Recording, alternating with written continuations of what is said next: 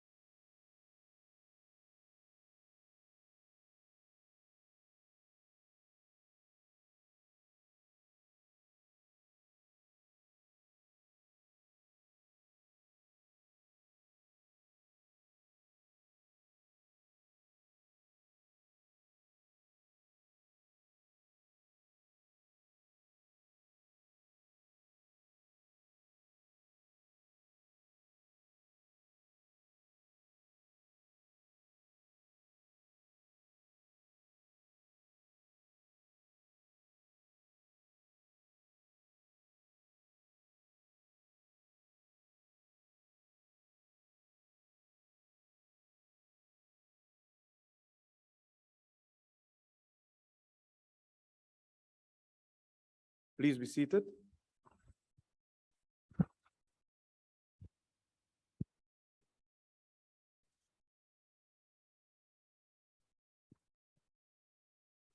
The secretary will read the first order of the day.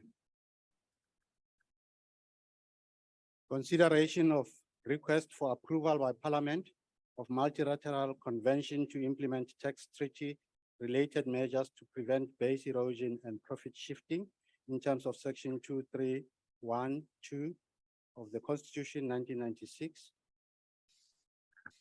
The chairperson of the committee, the Honorable Mashwanganyi, will introduce the report. The Honorable Chairperson. Thanks very much, Chairperson, Ministers, Honorable Members. After the 2008 world financial crisis, the G20 Ministers of Finance agreed to a framework to address the issue of tax havens and how to get multinational enterprises to pay more tax in the countries in which they earn their profits, which led to the birth of the Base Erosion and Profit Shifting BEPS project. On 5th October 2015, the OECD presented the final package of the BEPS measures, a G20 BEPS package, which was endorsed by the G20 finance ministers during a meeting on the 8th of October 2015 and by G20 heads of states in November 2015. South Africa is not a member of the OECD, but is one of the member countries of the inclusive framework on BEPS. The BEPS MLI is aimed at updating the existing network of bilateral tax treaties. More than 3,000 tax treaties worldwide apply in this regard to reduce the opportunities for tax avoidance and base erosion by multinational enterprises. The BEPS MLI will be applied along existing tax treaties. South Africa has 79 bilateral tax treaties in force, with 2 more awaiting ratification in the partner countries. One of the measures adopted by the inclusive framework for the monitoring of the implementation of the OECD G20 BEPS package is the peer review process. The implementation of this Action 6 report is dependent upon inclusive framework member countries having ratified and implemented the BEPS MLI or renegotiating their treaties in accordance with its principle. Based on the fact that South Africa has not yet ratified and implemented the BEPS MLI, this implies that South Africa has already earned a negative point in the Action 6 peer review. Therefore, the ratification of this BEPS MLI is important for South Africa, so as to keep South Africa compliant with the OECD G20 BEPS minimum standards and address BEPS in South Africa. After ratification, the instrument or notification of the ratification will be deposited with the OECD. The Standing Committee on Finance, having considered the request for approval by Parliament on the Multilateral Convention to implement tax treaty related measures to prevent base erosion and profit shifting, recommends that the House, in terms of Section 231, subsection 2 of the Constitution, approve the said multilateral convention. Now,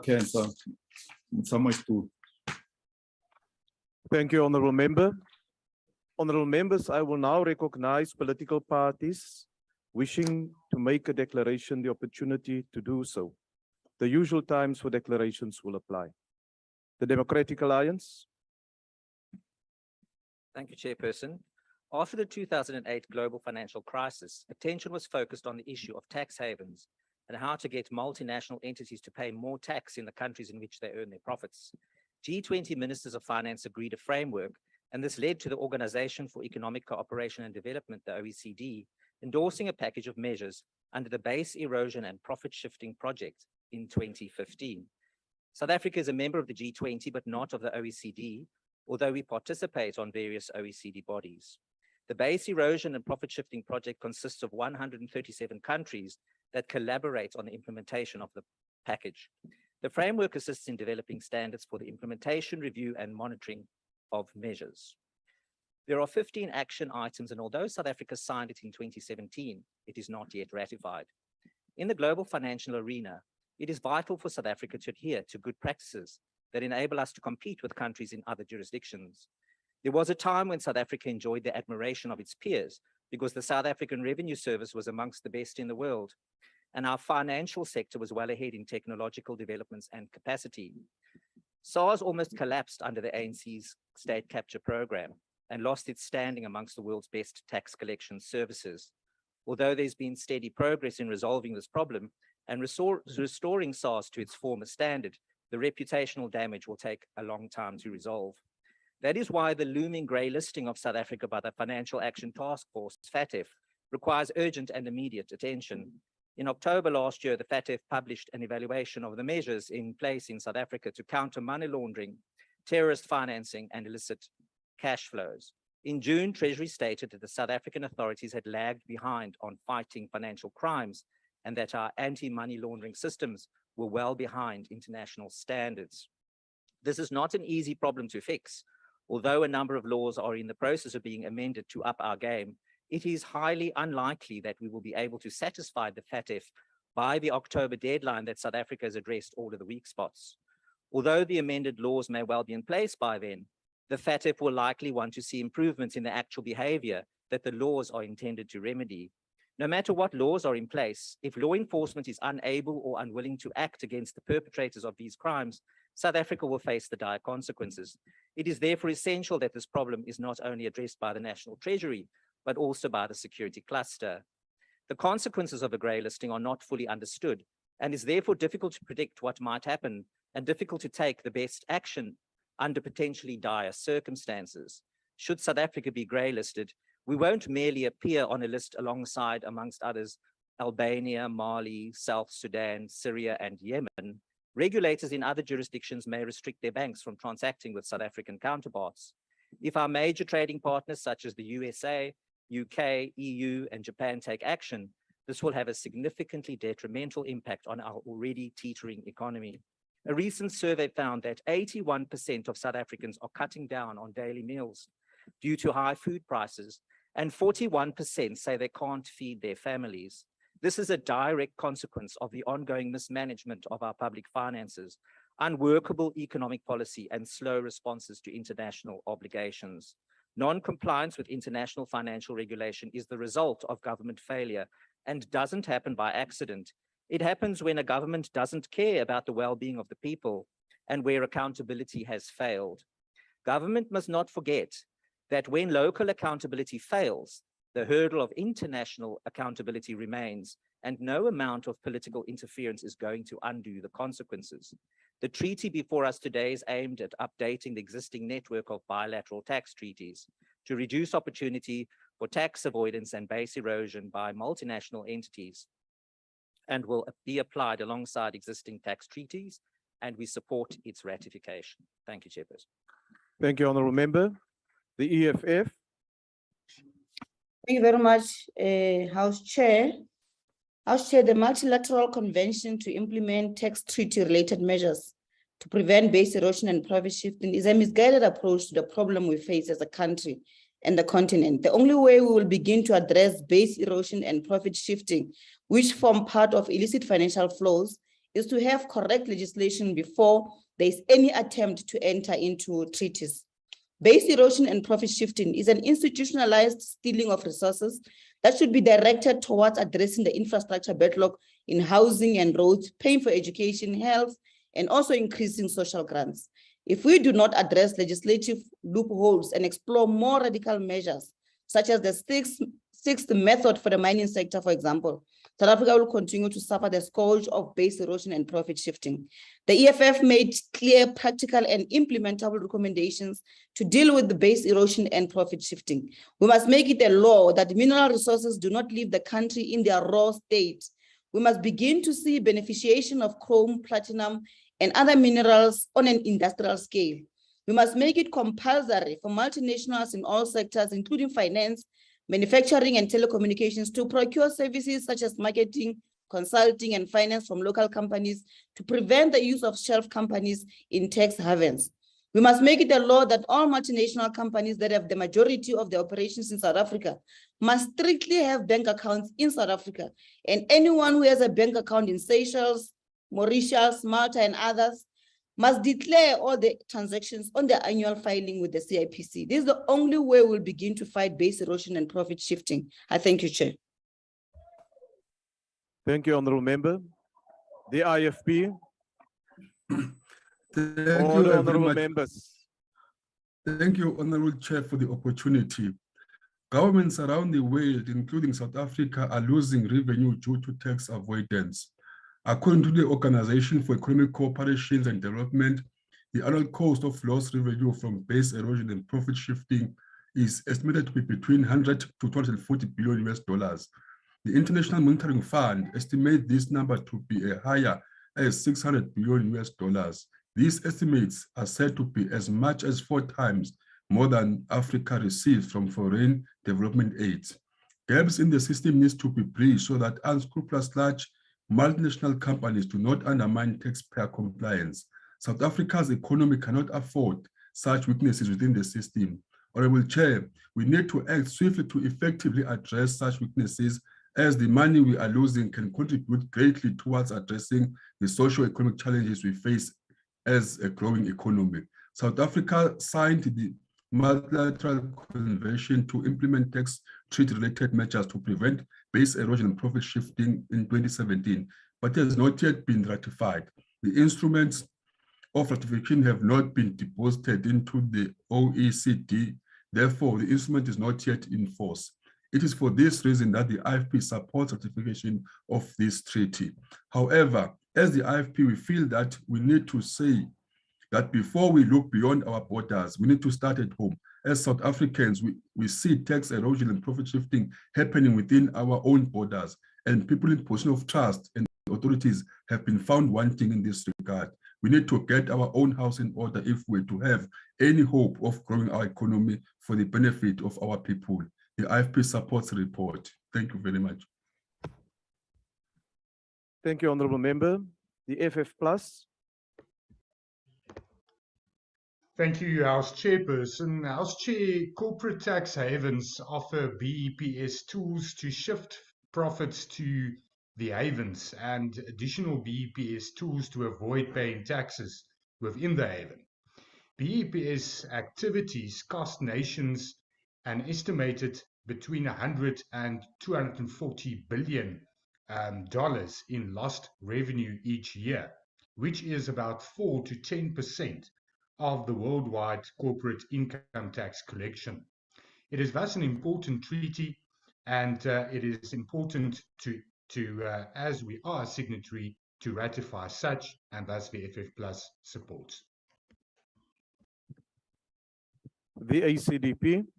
Thank you, House Chair. House Chair, the ACDP supports this request for approval by Parliament on the Multilateral Convention to implement the tax treaty-related measures to prevent base erosion and profit shifting.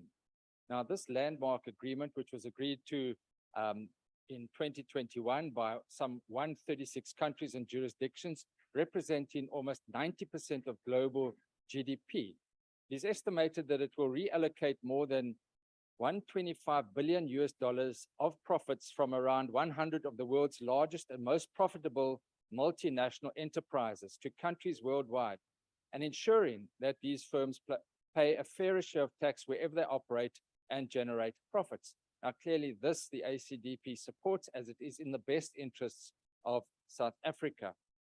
But it must also be read with bilateral agreements that countries have entered into, such as South Africa, which has 79 such bilateral treaties. What is important is developing countries which were members of the inclusive framework on an equal footing have played an active role in the negotiations leading to this convention and agreement. And the two-pillar solution contains a number of features to ensure that the concerns of low-capacity countries are addressed. Now, the OECD will ensure that rules can effectively and efficiently be administered, and also offers comprehensive capacity building support to countries which need it. And although South Africa is not a member of the OECD, as part of the inclusive framework, we will derive the benefit. And for that reason, the ACDP supports this treaty. I thank you. Thank you, Honorable Member. The UDM. The ATM. Good. House Chair, we support the request. Thank you. Thank you. The NFP. The AIC. Cope. Chair, the AIC is there. Honorable Chair. Yes, Honorable Member. Thank you, Honorable Chair. Honorable Chair, in approving the Multilateral Convention to implement tax treaty-related measures to prevent base erosion and profit shifting, South Africa will be joining a list of jurisdictions which approved the convention as early as 2019, such as China, as well as countries in Europe, including the United Kingdom, Switzerland, and New Zealand. Some African countries, such as Lesotho, Gabon, Kenya, and Namibia, have also approved the convention.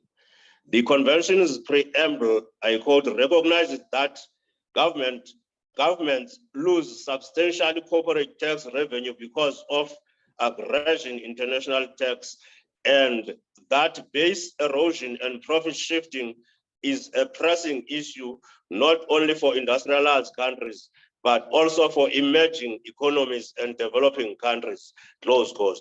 Honorable Chair, I just wish to remind the House that on the 7th of June 2017, South Africa signed the Multilateral Convention. What is now needed in terms of Section 231, subsection 2 of the Constitution is for both the National Assembly and the National Council of Provinces to approve the convention. This House must also not lose sight of the effects of base erosion and profit shifting to our economy and to African continent. In a joint statement on the fight against illicit financial flows, the Organization for Economic Cooperation and Development Secretary General Angel Gurria and President Mbeki, who represented the high-level panel on illicit financial flows from Africa, concluded that, I quote, there is an urgent need for the international community to come together as money laundering, tax evasion, and international bribery, which form the bulk of illicit financial flows, affect all countries, close quote. We cannot successfully deal with base erosion and profit shifting if we do not tackle the role of professional enablers in creating illicit offshore accounts and shell companies such as the lawyers, accountants, financial institutions, corporate and trust service providers who play a significant role in maintaining a shroud of secrecy over illicit activities such as tax evasion, money laundering, and corruption, close quote.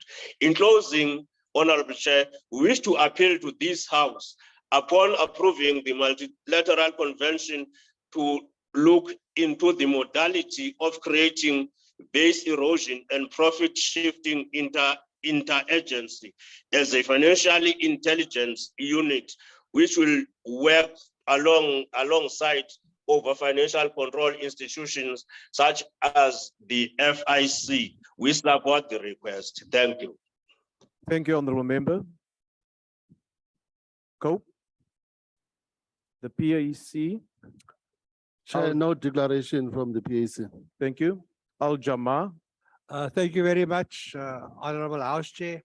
Honorable House Chair, profit shifting by the captains of industry and white monopoly capital robs the poor people of efficient water supply, robs them of proper housing, and robs them of access to electricity and all the basic needs of life.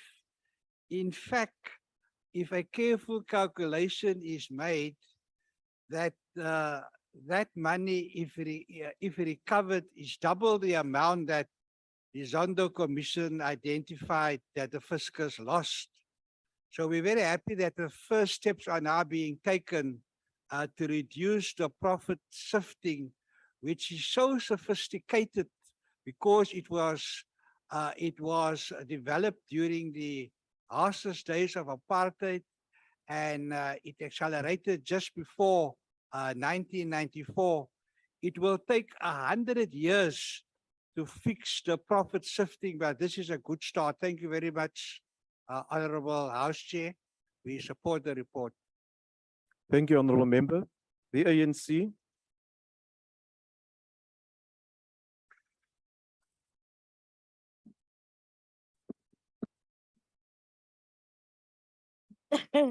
Thank you very much, Honorable House Chair and honorable members. The Multilateral Convention, which will usher in tax-related measures to prevent base erosion and profit shifting, is a matter that the African National Congress and government has long campaigned for. The measures introduced by the tax treaty are both necessary and a reflection that the system and dominance of financialization of the global economy requires strict regulatory measures to deal with the inherently corrupt practices that through evidence we find within the system. Our former president, Thabo Mbeki, as part of a research program on the African continent, blew open the level and extent of how much Africa and as a continent loses on an annual basis to base erosion and illicit profit shifting.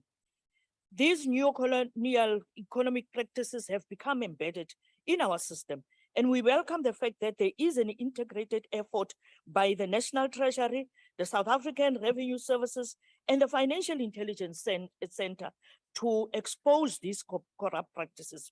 We would disagree with the explanation that because of self-induced 2008 world financial crisis, that G20 ministers of finance agreed to a framework to address the issue of tax havens and how to get multinational enterprises, M&Es, to pay more tax in the countries in which they earned their profits. This practice was exposed decades before this by the ANC and progressive bodies and research institutions. Progressive bodies globally, many of whom have been aligned to the non-aligned movement long before 2008, argued without support of G7 or G20 that multinationals were shifting funds from high to low tax jurisdictions, manipulating the invoicing system and shifting money to tax havens. The Base Erosion and Profit Shifting BEPS project, a global formation, was a very late initiative to practice that was going on for decades and most acutely felt in Africa. To illustrate this, it was only in 2015 that the Organization of Economic Cooperation and Development, the OECD, presented a final package of the BEPS measures which were endorsed by the G20 financial ministers and heads of state. Clearly, the OECD have been sleeping on the job when the very member states of the OECD have companies within their geographical jurisdiction that have been operating systems of base erosion and profit shifting. That exchange of information was exposed, even though banks themselves proved to be the greatest obstacle to information because of their bank secrecy laws. The BEPS project, therefore, is a welcome part of the ongoing campaign to deal with base erosion and profit shifting. Importantly, we are one of the main member countries of an inclusive framework on BEPS consisted of more than 130 countries, of which only 23 are African. This has got to be a huge concern that the African Union needs to address, and our chief whip and all parliamentarians who serve in substructures of the AU and parliamentary structures on the continent need to raise this. The Pan-African Parliament, which has just ended, equally needs to address the low level of uptake by African countries, which are severely affected by BEPS chief whip. We are all aware of the African tax administrative reform, but this does not address what the inclusive framework is dealing with. Today, we need to ratify what arises from the report on action, which provided for the development of a multilateral instrument, MLI, capable of swiftly implementing the BEPS treaty-related measures and amending the existing tax treaties. Of concern for all those who have been engaged in fighting BEPS is the fact that in 2017, South Africa signed the BEPS multilateral instrument. However, it was not in force as South Africa had not ratified it and deposited the instruments of ratification with the OECD. Over the past 5 years since signing, more revenue loss to the country has occurred as we had to not ratify the instrument. This really needs to be a wake-up call for both the executive and the legislature, that whilst due consideration has been taken of the implications on domestic legislation and regulations by national agreements, and of course, constitutional consideration before an instrument can enter into force, does it really have to take 5 years to ratify an instrument that can assist? It is the multinationals chairperson, enterprises chairperson that must remain our targets, as some of their practices are the most corrosive, and it is common cause that they are the ones who budget for penalties in anticipation of being caught.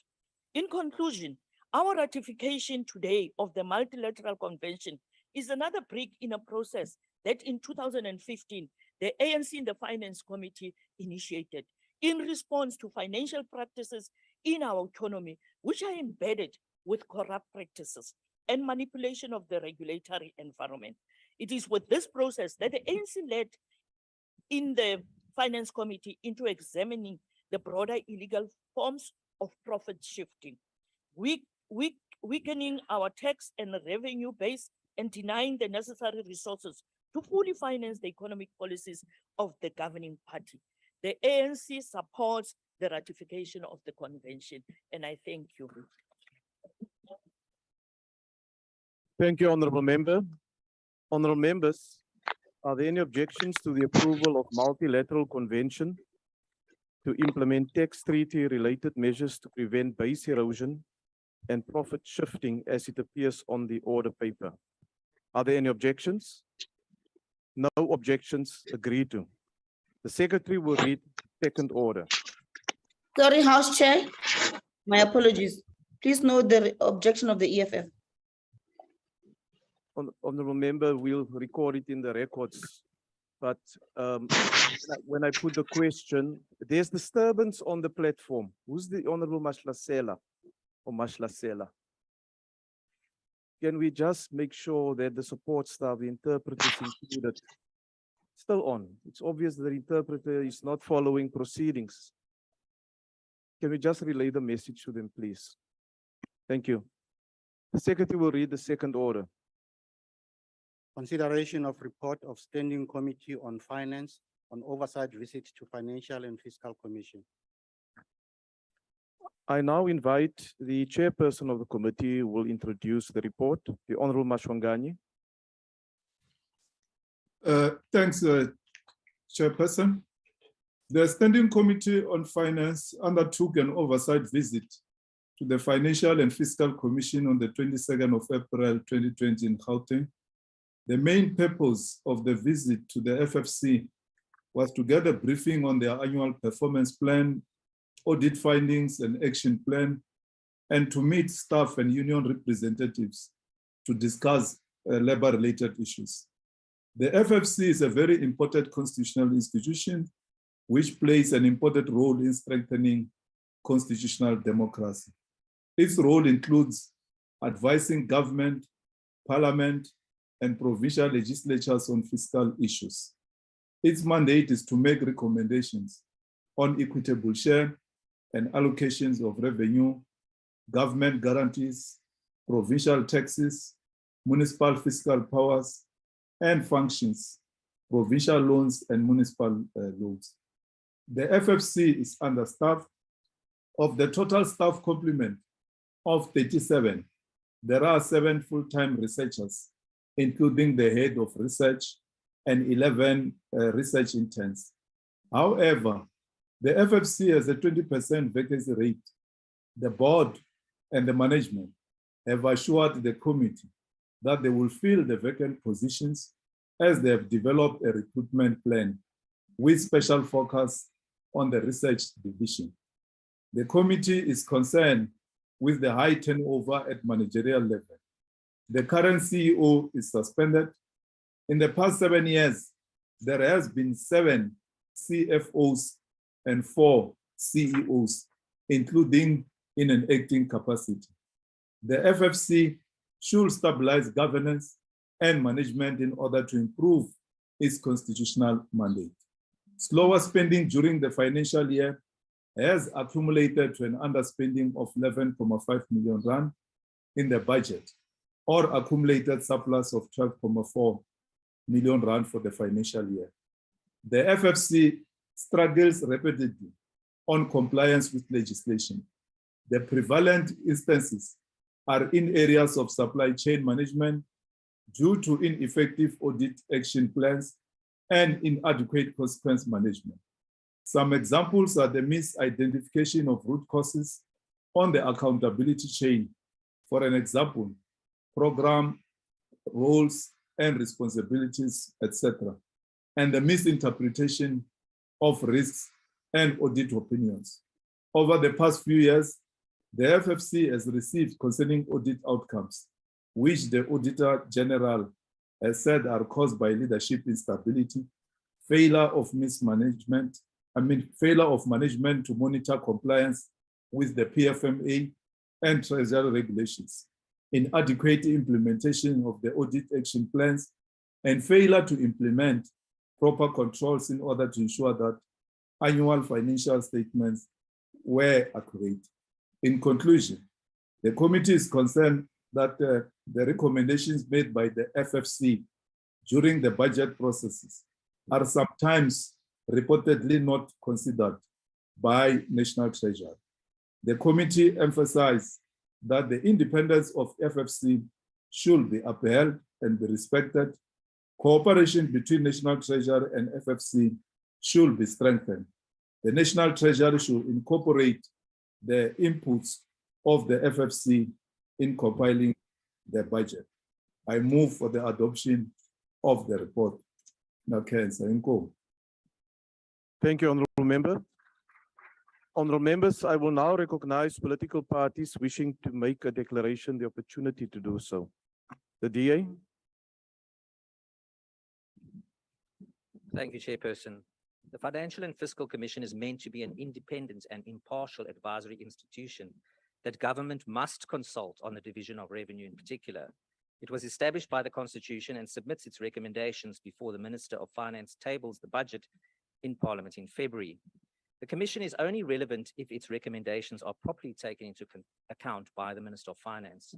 Our country's public finances have been grossly mismanaged by an incapable government, desperately trying to implement a developmental state model that requires a capable state that we do not have. This is clearly evidenced in the never-ending fruitless and wasteful expenditure that costs taxpayers billions every year, bottomless bailouts, and guarantees to hopelessly bankrupt state-owned enterprises to fund the political patronage that is cadre deployment. The active theft of the people's money through corrupt tenders and crony consultancy contracts and the trillions of rands borrowed without any impact on our economic growth. All of this fraud and mismanagement directly impacts on the work of the Fiscal and Financial Commission because it shrinks the pot of money available for division. The Commission exists to advise government and should be a valuable resource in ensuring the people's money is optimally spent. It is regrettable then that the National Treasury has chosen to narrowly categorize the recommendations that the Commission makes to restrict the advice to what is considered to be directly related to the division of revenue. Increasing poverty and unemployment is a direct consequence of the inability of government to properly manage our public finances.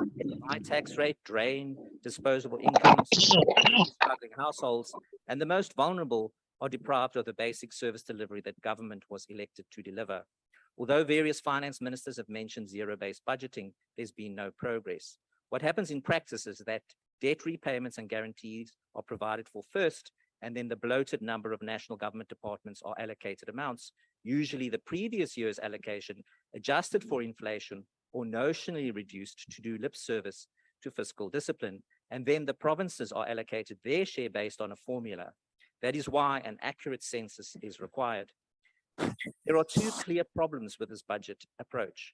Borrowing and guarantees are funded first, and there is no incentive to curtail them. Ballooning interest payments result from this and makes the financial envelope available for service delivery shrink smaller and smaller. There's also no incentive for national departments to become more efficient. Instead, they plead for more money during the budget debates. This is the business of the Commission, and their hands should not be tied.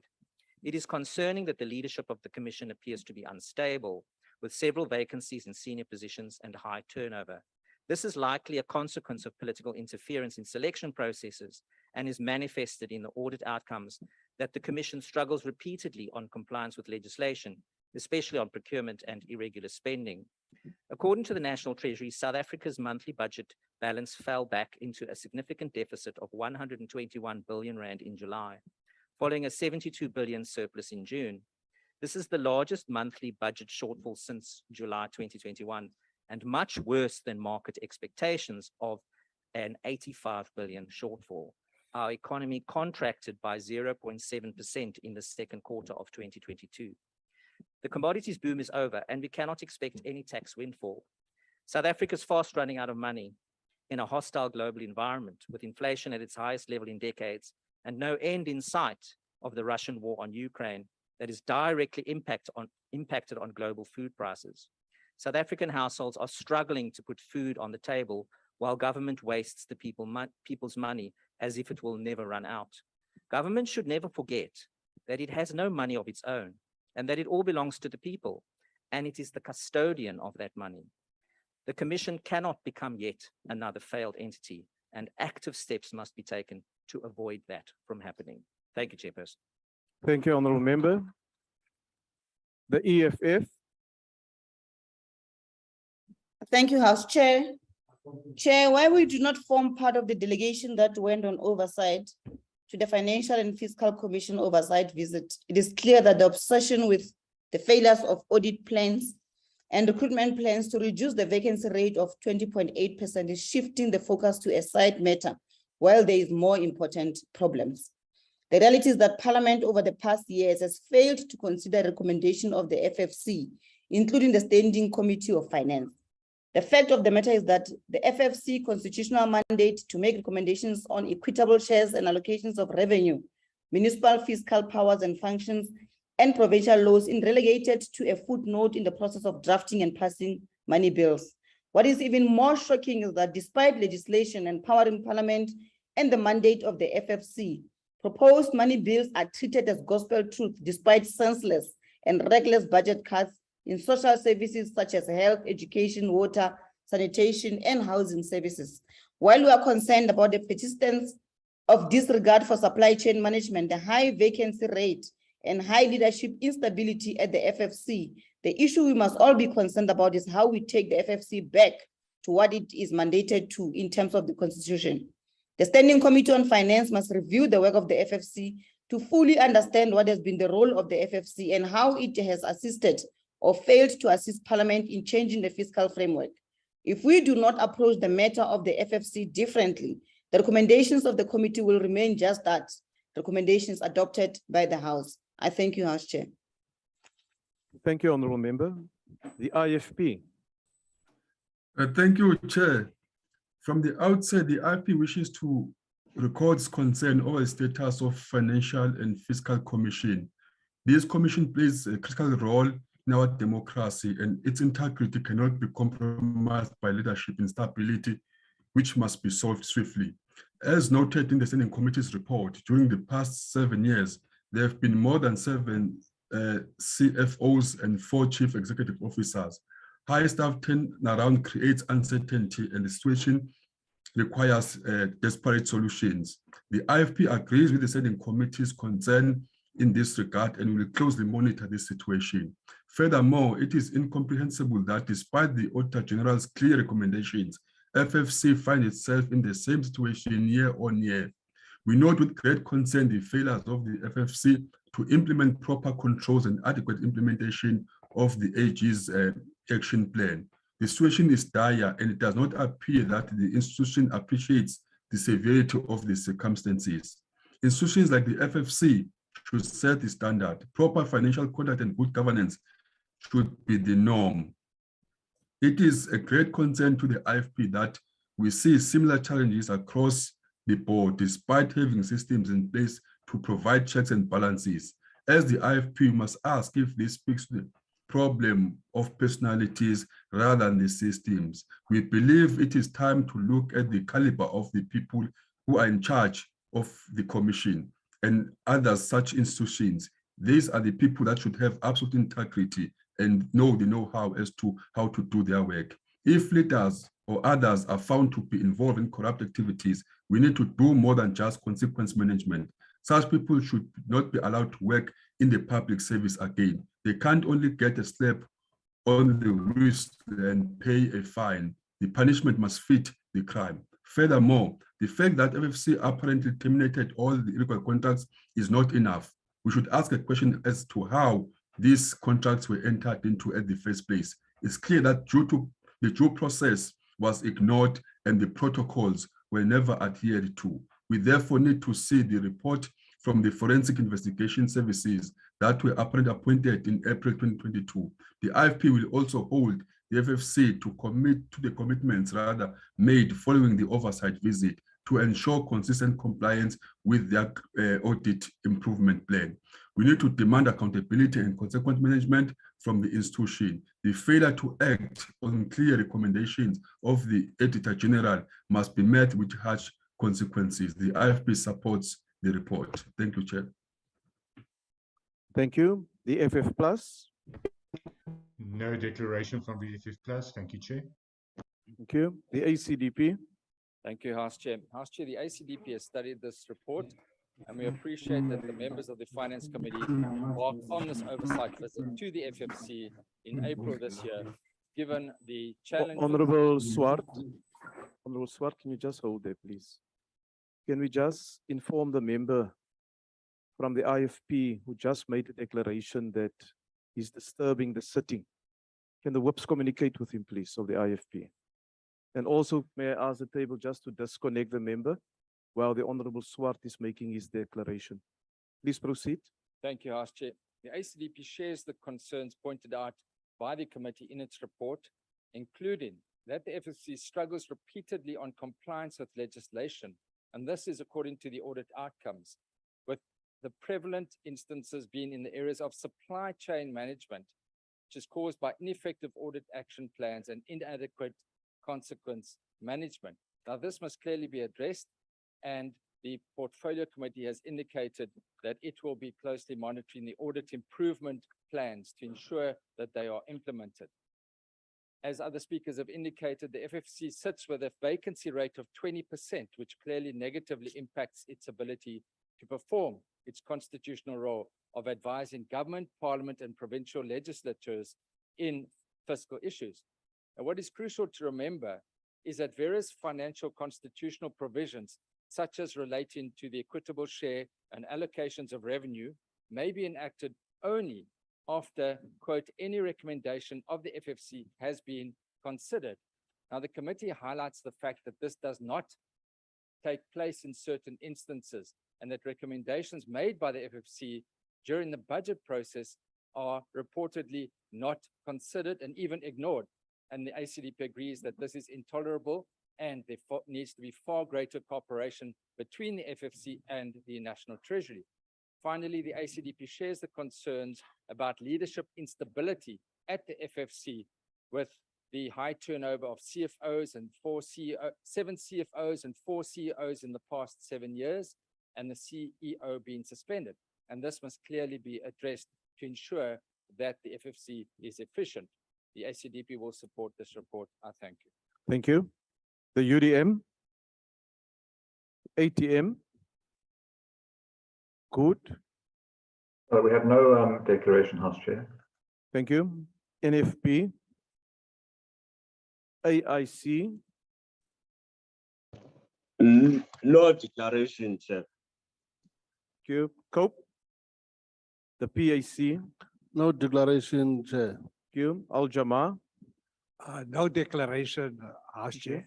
The ANC.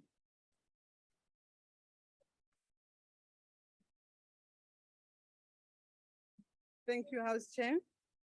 We interact with the Fiscal and Financial and Fiscal Commission throughout the financial year of their research and recommendations on a sustainable fiscal and equitable intergovernmental fiscal relations system. We have drawn over the years from the quality of their research and often found agreement on their findings and recommendations. They have argued for an equitable share within the spheres of government within a system that is characterized by mismatches of both vertical and horizontal imbalances. The struggle has been centered around intergovernmental fiscal transfers and the matter of equity. Equity for who and how this is to be found in the actual distribution of revenue. Notwithstanding its constitutional status, history demonstrates that many of its recommendations have not been considered and incorporated in a more equitable intergovernmental fiscal relations system. While the objective of the visit may appear to fit in with our oversight responsibility for the African National Congress, a lot more needs to be done to shift our oversight to enhance oversight. If we had rather adopted a position of measuring through oversight, that has been the impact of the FFC's recommendations in recent years, this would have provided a different picture. If we have done so, we may not have come away from the visit with the concerns that all parties shared, but rather our prior preparation before visiting the FFC would have told us what to expect. Many of the recommendations of the FFC in recent years are partially taken into consideration or not at all. If that is the case, what do we expect will happen to the institution? Certainly, one cannot argue that recommendations and advice must just be adopted. Governance requires more than just acting upon this. However, the major impact when an advisory body feels its advice or recommendations are being ignored is that people will start to move on elsewhere to an area where they believe they can make a difference. So the committee raises its concern about staff turnover, but do a diagnostic analysis and the answer will tell you why it is happening. This is what Parliament needs to debate and get far deeper explanations, especially from the National Treasury, why advice and recommendations are not, in their opinion, suitable under the circumstances, especially since FFC is a creation of the Constitution. Provinces and local government and SALGA have expressed their views extensively on these matters. Adverse audit outcomes and the high level of staff over 10 at the executive level as symptomatic of a bigger problem which oversight must address. Currently, the vacancy rate stands at almost 21% and the CEO is suspended. Audit opinion with findings roll from 1 year to the next and really should tell us that it is not just consequences management when a constitutional body struggles with compliance and legislation. Struggling with supply chain management is an advisory body like FFC should tell us we need to ask more and maybe the diagnosis we came back with is insufficient. Lack of investigations into supply chain management is not just a problem of not doing it, it reflects something else. The annual performance plan, and here we refer to the research program, must tell us what impact FFC want to have on government thinking and decisions. Given the quality research that the FFC has been able to produce year after year, if the APP does not tell us this, we are merely going through a descriptive exercise of what is going to happen. Impact on decisions of government is what FFC has and its objective, but the performance plan does not show this. This is what the committee found is largely not happening. So what should we be concerned about?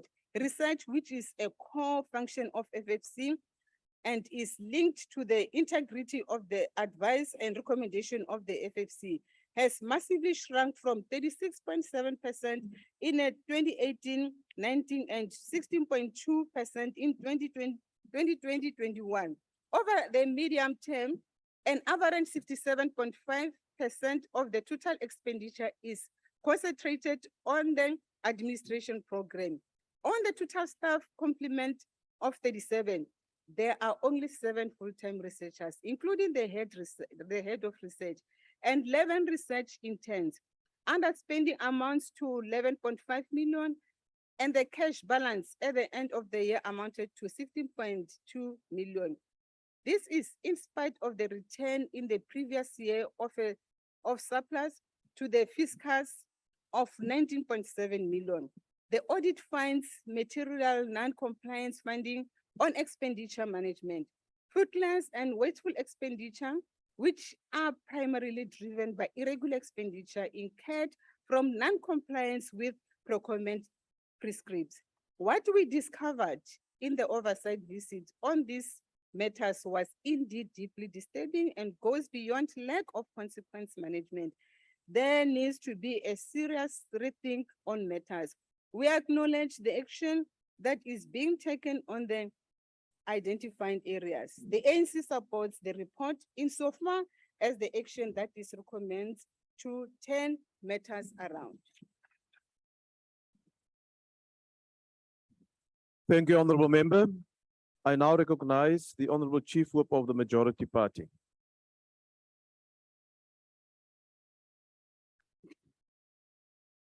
Ululubuyile. Enkosi kakhulu sihlalo wendlu iphakamisa into yoba le ngxelo ithiwe thaca apha mayamkelwe yile ndlu ebekekileyo. Enkosi. Honorable members, the motion is that the report be adopted. Are there any objections? House Chair, please note the objection of the EFF. The objection of the EFF is noted, and with that objection, the report is agreed to. The Secretary will read the third order of the day. Consideration of report of Portfolio Committee on Higher Education, Science and Innovation on revised 2020-2025 strategic plans and 2022-23 annual performance plans of National Skills Fund and the Local Government Sector Education and Training Authority. A member of the committee will introduce the report, the Honorable Yabo.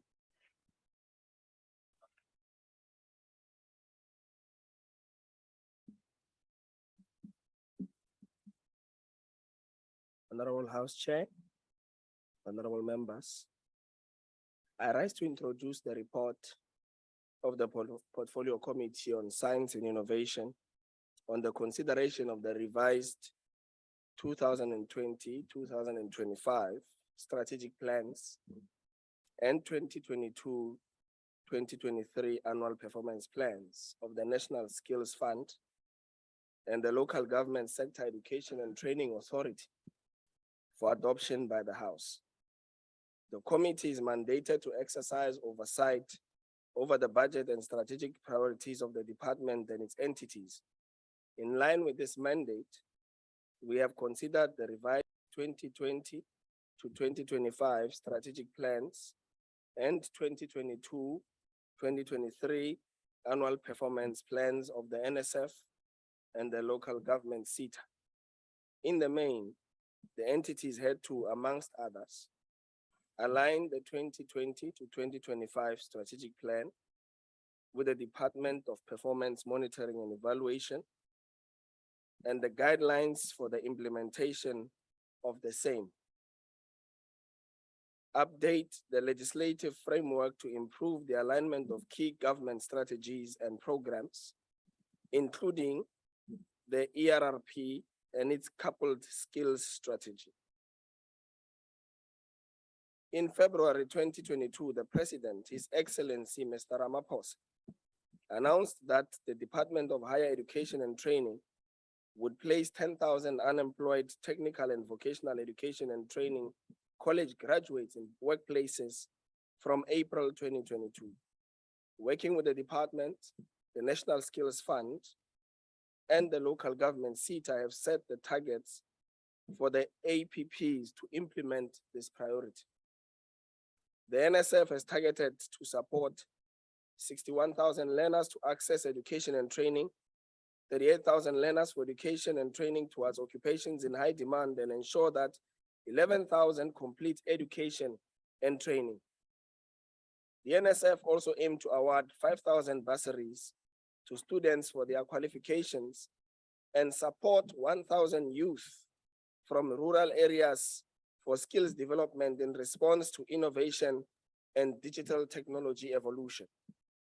The committee was concerned about the low targets for completion numbers in all the identified programs. The committee urged the National Skills Fund to look into this matter and address the challenges that may constrain high completion numbers. The NSF's medium-term expenditure framework revenue amounts to 15.5 billion rands, of which 4.8 billion rands is the revenue for the 2022-2023 financial year. The bulk of this budget, 3.3 billion, is allocated to skills development. The committee is concerned about the projected accumulated surpluses and reserves amounting to 13.2 billion. The entity has assured the committee that the spending on the accumulated surpluses and reserves will improve. The committee will monitor progress in this regard and progress in addressing the challenges that plague the entity over the past years. The committee will follow up on the findings and recommendations of the forensic investigation and the ministerial task team review of the NSF. In terms of the local government SETA, the revenue for 2022-2023 amounts to 905,600,000, which is projected to increase to 959,900,000 rands and 1 billion rands in the outer 2 years of the medium-term expenditure framework period. The budget will fund the skills development interventions, administration, quality assurance. During the 2022-2023 financial year, the LGSETA will conduct 6 research projects on skills development needs in local government, conduct evaluation study on skills development programs and projects, develop a monitoring and evaluation tool, train 20 cooperatives and 20 small emerging enterprises in the sector and national priority occupations. In line with the presidential announcement to place 10,000 TVET college students, the LGSETA will place 800 TVET students and 350 university students requiring work integrated learning to complete their qualifications. They'll also establish partnerships with 10 TVET colleges, 10 higher education institutions, and 3 CET colleges. Support 5 centers of specialization and train 30 people on entrepreneurial skills. As the committee, we welcome the commitment of both the NSF and LGSETA in supporting and collaborating in skills development interventions in the TVET and CET sectors. We submit to the House to adopt the report. Thank you very much. Thank you, Honourable Member. There's now an opportunity for declarations. Democratic Alliance.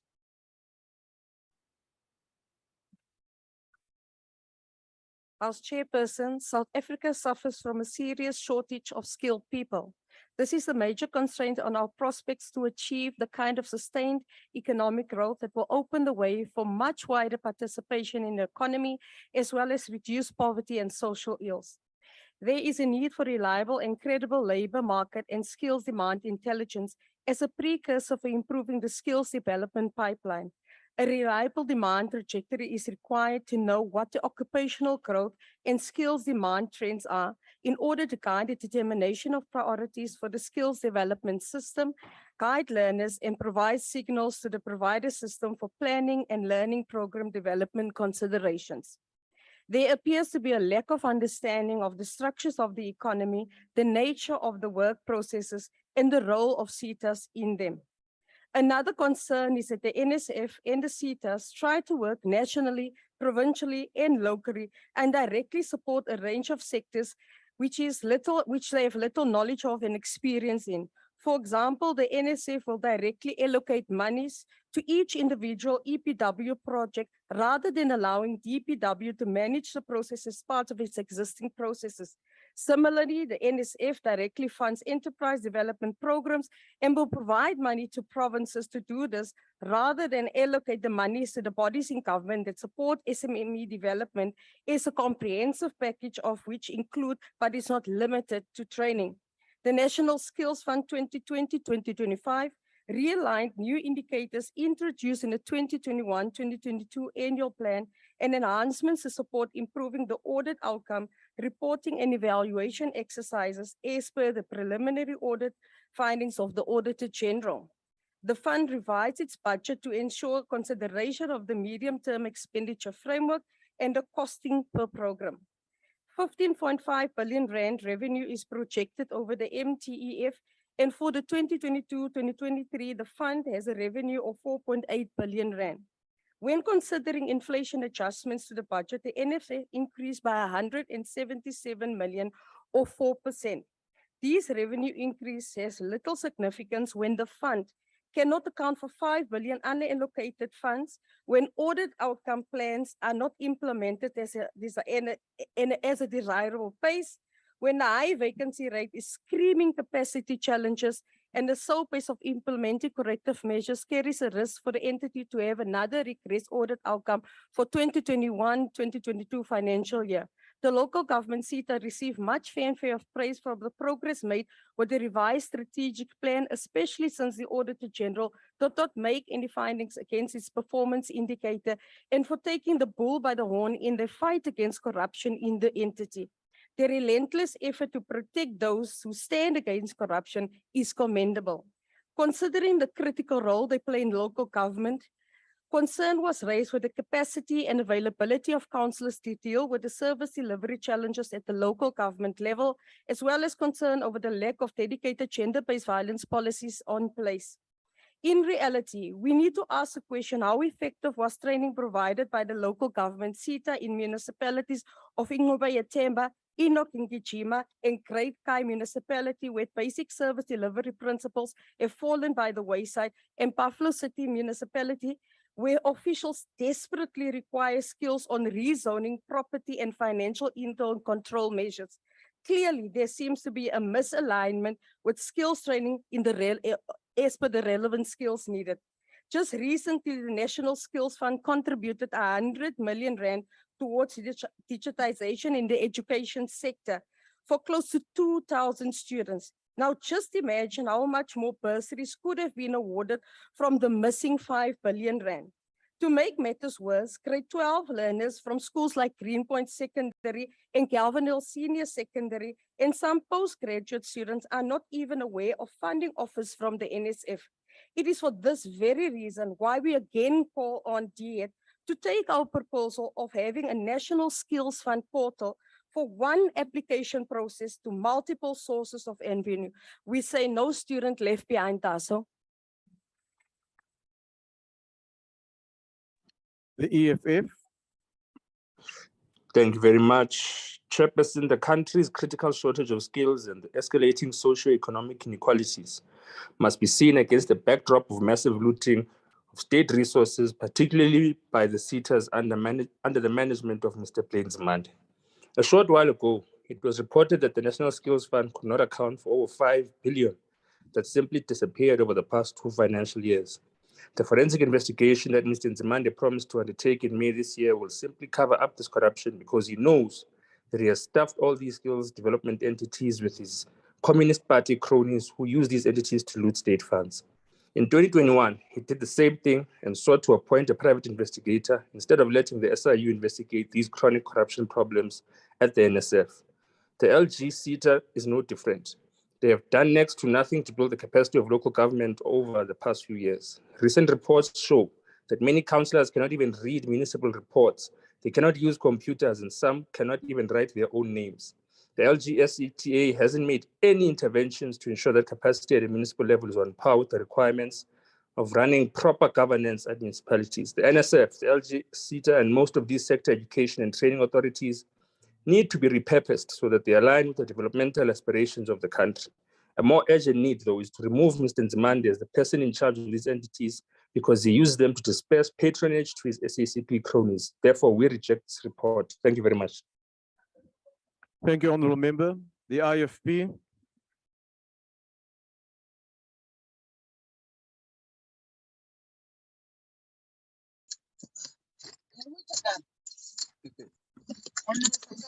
Honourable Chairperson, the development of education is and continues to be the backbone of this nation, as educational and training systems play a vital role in employment and skill enhancement.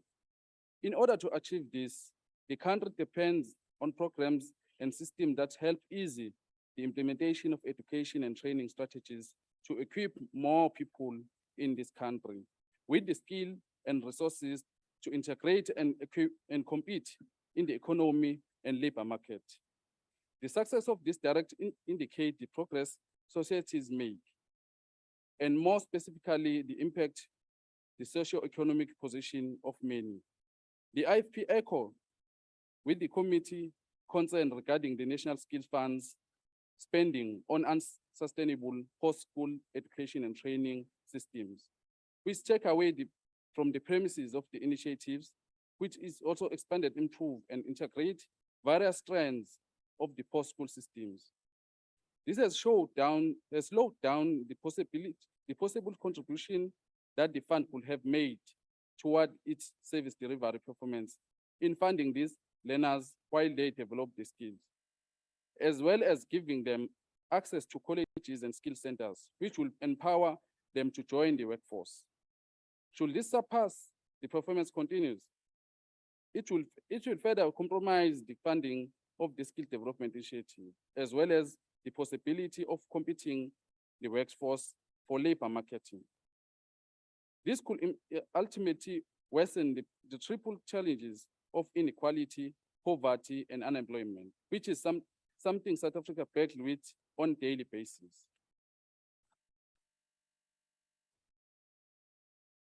Careful attention has been given to NSF and organizational structures, as well as factors that have contributed to the entity failure to fill the vacancies timelessly. This feeds the negative into the Program 1 administration, where lies the responsibility to produce effective management and business operation and a service delivery environment, which has started to lag behind already. The IP agrees that the state of affairs of the NSF should be improved and lamented by the committee report of the commitment by the DG. The report shed the light of corruption, which is scourge that the allies of the country and government on a daily basis. Therefore, acknowledgement should be duly given, as in the committee report, to the local government sector education and training authority for its active involvement in tackling the corruption. Furthermore, the delay is noted in the committee report relate to the implementation of task force, a serious impediment in the provision of trainings of many individuals who are supposed to be going through processes of learning and training, and ultimately their integrity into the economy. The IP will therefore support close monitoring and accountability measures to ensure that the both entities reach their intended target with few delays as possible. The IP accept the report. Thank you. Thank you. The FF Plus.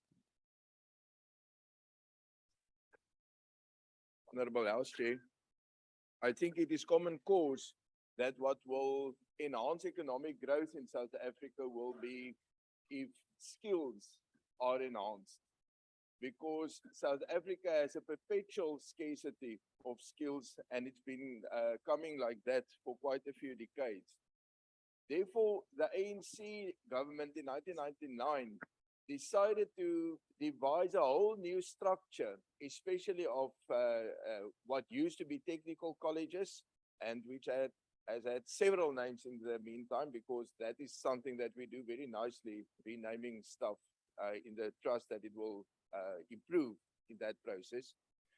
But we got a new tax in the form of the skills development levy, which is 1% of the total wage bill of South Africa. And that is used, or has been used ever since, to fund the skills development fund, National Skills Fund, and also all the different SETAs. Now for the past 22 years, roundabout. The problem is that the country had not been in a position to facilitate the spending of this money. And it's still not in that position after 20 years. And that is the basic problem. the diagnosis is correct to say, but we need to spend more money on the development of skills if we want our economy to grow. Unfortunately, it's our government which grows, not our economy. And that 1% on the wage bill is actually not a large price to pay if we can succeed in that.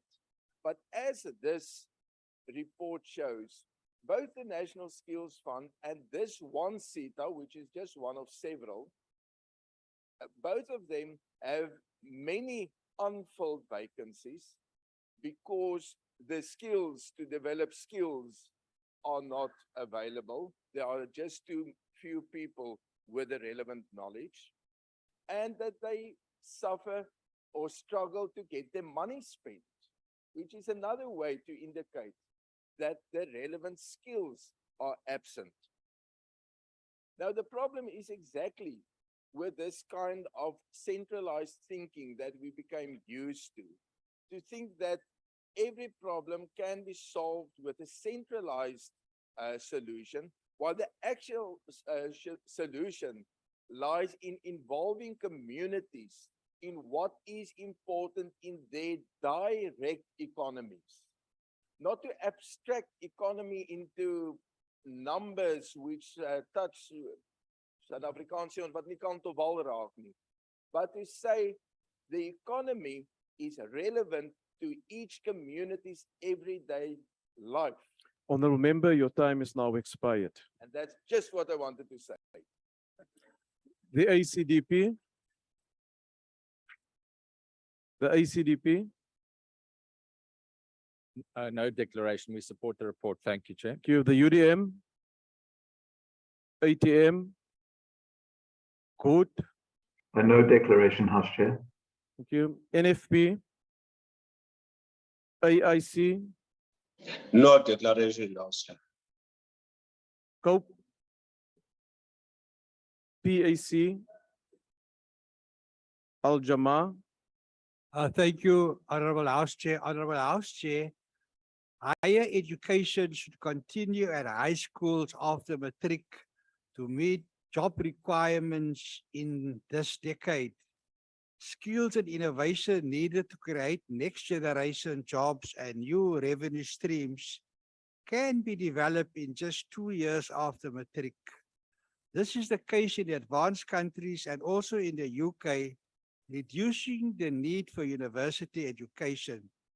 There is no strategic plan to reduce the need for universities. All university studies should be online, reducing the need for student accommodation, which is very costly. It is a waste of money to pay for university fees and student accommodation if placement in jobs is less than 20%.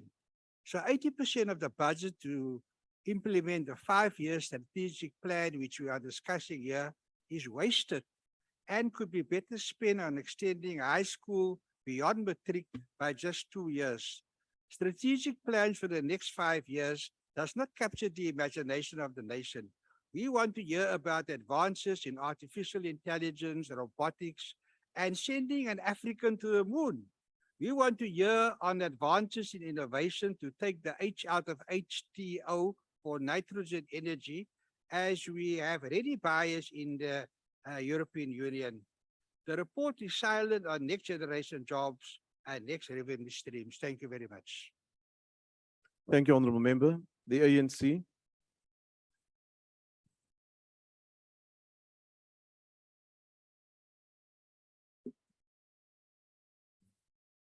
Thank you, House Chair. Honorable Boshoff, you forgot to tell us you support or you don't support. However, one wants to thank opposition parties who have supported the report.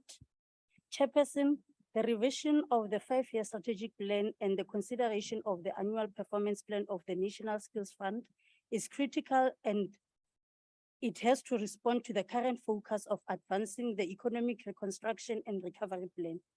Skills development is a vital component of the economic reconstruction and recovery plan. The department developed an economic reconstruction and recovery plan skills strategy seeks to address the level of unemployment, poverty, and inequality through a focus on public and private education, training institutions, and skills development providers and workplaces. The ERRP skills strategy demonstrates the ability of the government to adapt its policies and programs to address emerging challenges, to respond to the impact of the global coronavirus pandemic and the changing world of work. Chairperson, in the State of the Nation debate response, the President committed to ensuring that government increases its skills development opportunities to address level of youth unemployment, particularly youth who are not in employment, education, and training. This is a critical commitment to empowering the youth with the skills to improve their chances of getting work opportunities or developing business enterprises to sustain their livelihood. The revised NSF strategic plan responds to the call of increasing development opportunities through increasing targets to an overall of 27 additional beneficiaries focused on funding. The focus of this funding is to include fields such as digital skills and other skills in demand. As the African National Congress, we have called of the massification of skills development opportunities to advance work experiential learning, which assist you in participating in the mainstream economy. Honorable Boshoff, the annual performance plan of the Nation Skills Fund has targeted 61,000 learners for education and training and 38,000 for education and training occupations in high demand. This is a targeted approach for skills development. The African National Congress is committed to creating opportunities for young unemployed youth who bear the brunt of low economic growth and an increased cost of living. We are concerned about the governance challenges and reported financial mismanagement in the NSF. We are committed that the investigations and interventions by the department will yield positive outcomes. The African National Congress stands opposed to any form of maladministration. A significant concern is the underspending of 35% of the budget for the 2020-2021 financial year. This is a dismal outcome we shun as the ANC. We shall closely scrutinize the challenges facing the NSF, as this is a critical instrument to address unemployment and skills mismatch in the economy. We have recommended a review of the target of field position to 90%, which is currently 60%, to ensure the entity has sufficient capacity to implement its mandate. Another critical matter, the Portfolio Committee focused on the local government SETA. The 2022 local government has seen one of the highest turnover of councillors. Honorable Chair, the fact that many elected councillors are new always poses a challenge for government. It takes relatively over 6 months for a new councillor to understand their role as council members and the mechanism of working with the community's developmental. Training and equipping councillors with the requisite skills and knowledge is one of the elements and the fine line for good governance in a competent council of a municipality. The role of the local government SETA is skills development in the local government sphere is critical as part of building a developmental local government which responds to the challenges affecting communities. Honorable Chair, the entity will certify 25,000 learners against unit standards and 3,000 against full qualification. This reflects the extent for training the SETA is undertaking to advance the skills revolution. We welcome the decisiveness of the LGSETA. Chairperson, please protect me. We welcome the decisiveness of the LGSETA board, which suspended some senior executive implicated in allegation of maladministration and allegedly contributed to the entity 35 million irregular expenditure record 2020-2021. The board has also appointed an investigator. No, honorable members. No.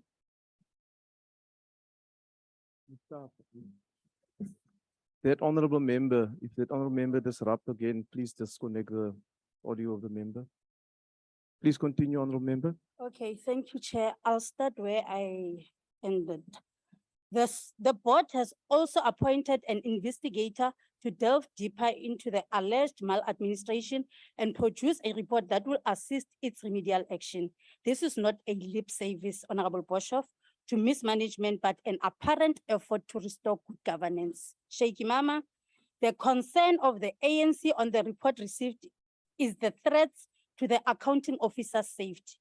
The implications of corruption are not only a loss to the state, but they give rise to the legal cost and investigating and recouping funds which can result in non-collection. This places an important on preventing corruption through solid government system and internal control. The ANC support these reports, and I hope, Honorable Boshoff, you have noted that as much as the diagnostic report, it is relevant, therefore, we have given you the response. I thank you, Chair. Thank you, Honorable Member. I now recognize the Honorable Chief Whip of the Majority Party. Thank you very much, House Chair. I move that the House adopt this report. Thank you. The motion is that the report be adopted. Are there any objections? House Chair, note the objection of the EFF.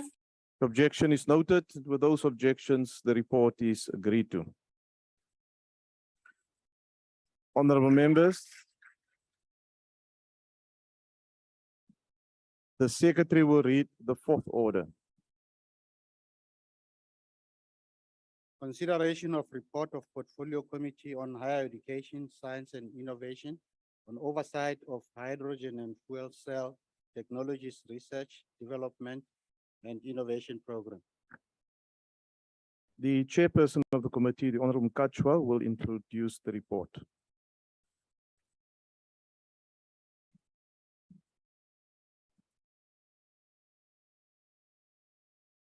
7 minutes. It's 7 here, so I was getting excited. Honorable House Chairperson, honorable members, members of the National System of Innovation, good afternoon. On the 18th of March 2022, the committee visited the South African Institute for Advanced Materials Chemistry at the University of the Western Cape, which hosts one of 3 hydrogen centers of competence.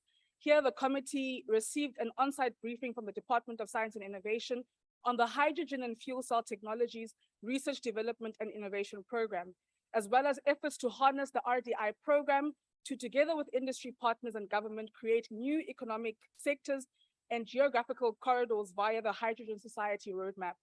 In an effort to develop safe, clean, and reliable alternative energy sources to fossil fuels, as well as build national capability in frontier science and technology initiatives, South Africa has given considerable attention and investment to the development of local hydrogen economy.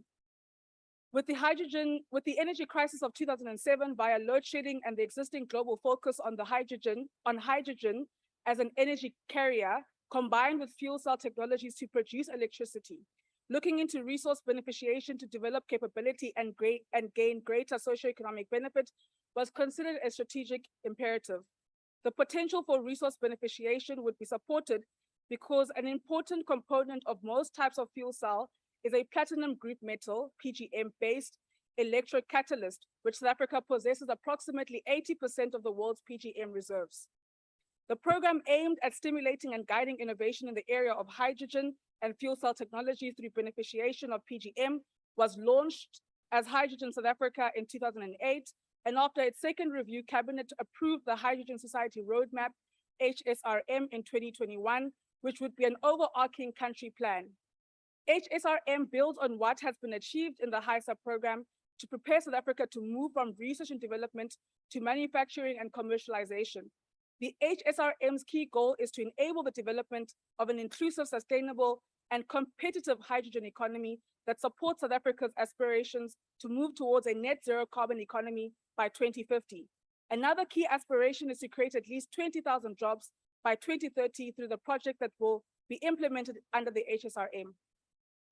Approximately 1.3 billion has been invested in HISA to date and has generated 3 spin-off companies, developed 23 prototypes and 18 commercial products, and filed 30 patents, among others. The technology developments and product innovations have been deployed in a number of local settings. For example, Chief Whip, the fuel cells deployed to provide power to field hospitals set up during the COVID-19 were part of the work that HISA has done till now. After the sit-down briefing that we received at the University of the Western Cape, we explored an exhibition explaining the work and integration of the 3 centers of competence of HISA. From there, we went to the lab where we saw a number of the products that have been developed, including an electrical scooter with a fuel cell range extender, a fuel cell forklift developed in collaboration with Impala Platinum, and a metal hydride tanks for hydrogen storage and supply, amongst others. I must say it was really great to see young women, young African women being part of that space and also sharing their experiences of working in that environment with us. Coming out of the day, what really stood out was the really great collaboration by various entities of the DSI, institutions of higher learning, science councils, national departments, private sector, and global partners in the work of various components of HISA and the HSRM. Noting the extent of partnership that must strengthen this work, we committed ourselves to further briefings on HISA and the HSRM with other relevant portfolio committees such as the mineral resources and energy, amongst others. Noting the challenges around the full implementation of the HSRM, we encourage the DSI with its partners to develop clear implementation plans with manageable timeframes and monitoring and evaluating mechanisms that will stimulate a sense of accountability throughout the progress of this project. Increased international agreements could also assist to attract additional funding to support and ensure the program, that the program remains relevant in terms of the latest developments in the RDI. We noted there is already existing technology capacity and capability that could be implemented under the HSRM. For example, transitioning the fossil fuel-based heavy-duty mining transport industry or trucks to hydrogen-powered trucks. Here, there is a need for the policy and regulatory environment to receive the necessary attention to enable this transition. We also want to really see the inclusion or the increased inclusion of TVET colleges, of ensuring that we have skills that can empower this particular hydrogen economy. Chair, it was a really great experience, and we will continue to monitor the work that the DSI and HISA are doing in terms of building a hydrogen economy in South Africa. Thank you, Chair. Thank you, Honourable Member. There will now be an opportunity for declarations. The Democratic Alliance.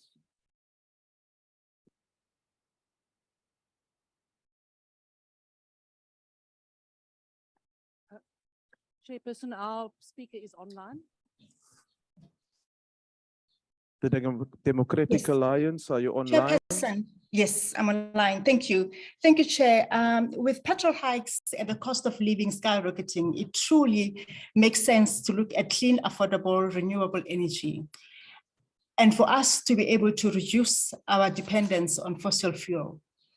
We need energy independence so as to isolate ourselves from the external factors as the crisis of today that we have seen ourselves in, which is between Ukraine and Russian conflict. The oversight was intended to see the progress done on hydrogen economy, especially the focus on hydrogen as energy carrier combined with fuel cell technology to produce electricity. It is a strategic imperative with greater socio-economic benefit, which has a potential to actually help to alleviate the poverty crisis that we are faced with in South Africa. Hydrogen energy has a potential to actually make South Africans to be more mobile, to be more accessible, because it will be a more a fuel that is affordable and readily available.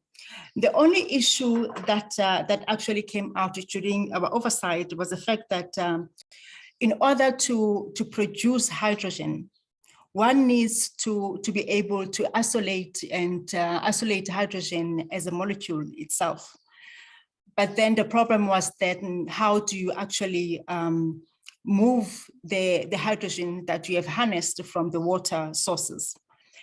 And that is one other research project that the department is looking into to ensure that hydrogen is actually readily available and also it can be transported to various areas. What we experienced at the site was that there is hydrogen cells that are actually ready and they can be used in motorbikes, as the honorable member mentioned earlier. And those that project, it is really available, and they were talking about looking at having that available for anyone who wants to buy that kind of technology. And that will also help, because that's one other thing that we mentioned, was the fact that, like, you know, with Uber Eats at the moment, whereby you have a lot of young people that are involved in the industry of delivering food to households, that they can actually be able to access that kind of technology, and they will be able to use the motorbikes and be more mobile, and allow them to be accessible, and make it easy for people to actually order food online, and so that we can really move more into that technology as South Africans. So the one other thing that you know, we felt that it is important as a committee was the fact that regarding the ESCOM issue, obviously, ESCOM has few sites in the country where they have substantial energy storage capacity for renewable by means of lithium batteries. These batteries are known to be potentially dangerous. That could actually be an issue that we are concerned about, and they are prone to chemical fire. Moreover, they are made with rare earth materials, many of which come from international conflict zone, and where child labor is prevalent in Congo, etc. So those were also, you know, issues that are actually, as I was reading the report, I realized that we need to look into as a committee, and try to highlight them as points of concern. But otherwise, we're very excited about the project, and because we believe that it has the potential, and also to look at you know, the transportation, like when it comes to buses in our communities, especially in the townships. So we would like to encourage the department to also look into that, to see how is it possible that that buses can also be fueled with hydrogen energy, so that you know, people can access and be more mobile, as I said earlier.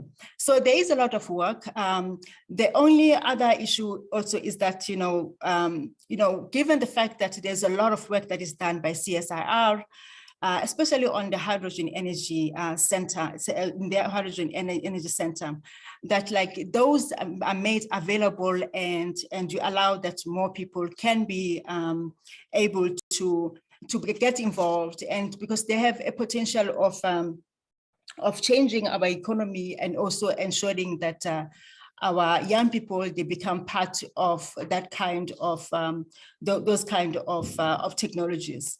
So it is quite exciting, and I think your it's time is something now that expired. South Africa can look forward to seeing more in our communities. Thank you, Chair. We're glad you're excited about the NC initiative. Order, honorable members, order.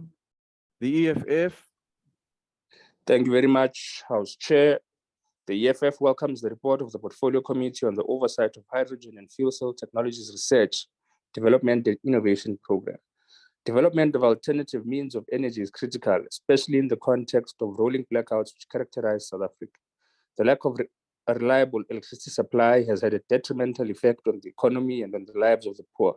And a resolution to the torment Mr. Jamnara Skodan subjects us to can be found through the use of hydrogen and fuel cell technology. The Hydrogen Valley or Platinum Valley Initiative, which is set to promote the scale-up of clean emerging technologies and reduce emissions through the development of green hydrogen hubs, is a welcomed initiative. It is notable that this initiative may even promote job creation in identified hubs of Johannesburg, Durban and Richards Bay, and Mogalekwena and Limpopo, as opposed to the non-existent Just Transition, which seeks to abandon coal as a means of generating energy and collapse a sector in South Africa that is booming in developed nations such as China. The state, however, must remain the central mediator of the development of these methods of generating energy, and this project must not replicate the current parasitic relations ESCOM, for example, has with independent power producers. As the EFF, we therefore concur that government departments must participate meaningfully in the project, particularly the Department of Mineral Resources, to ensure that this project retains a semblance of sovereignty and is not used by private entities simply for profit maximization purposes. We do not believe that an enterprise pertaining to energy must be heavily commercialized, as this will have a negative result on ordinary people who are in need of reliable energy supply due to the predictable extractive interests of capitalist investors. The state must play a much larger role and determine how private interests interact with our energy and developmental objectives. Thank you very much.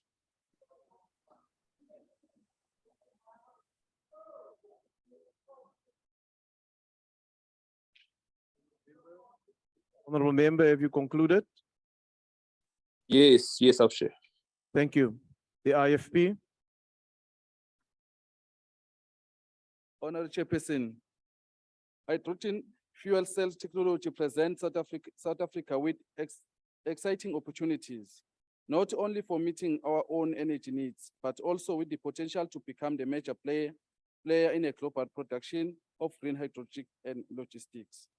The report being considered states that approximately 1.3 billion has been invested into HISA, and the 3 centers of competence should all be commended for their work and innovation. Taking into consideration that the substantial government investment into research as well as report recommended that indicate how international engagement will invite findings and content relevance. The IFP would like to recommend the initiation of multi-stakeholders oversight panel to oversee the research of all 3 COCs. The panel should include government, academia, and expertise in the field. The panel will provide the potential for continuous review of global development and commercialize the technology and methodologies in the field. This will ensure that the funding is spent on innovation and not in the reinventing of the wheels, while also encouraging international partnerships. We regard to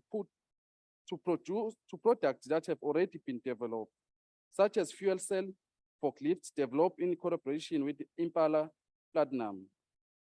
Have a similar product already been developed, or is there a potentially to commercialize such innovations?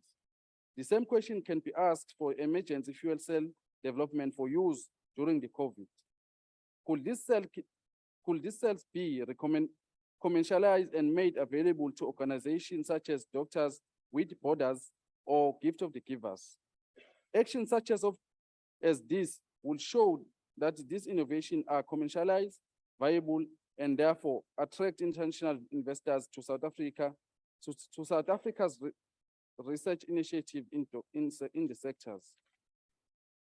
Finally, with regard to public awareness and promotions of expansion of the TVET colleges program, it is recommendation that we approach SASOL due to the involvement in the presidential program at about this name.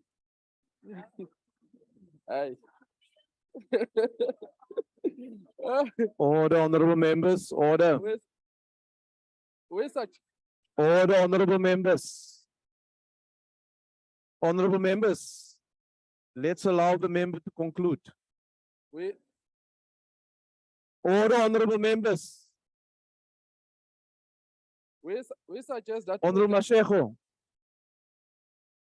please continue. we suggest that they produce a high school level programs with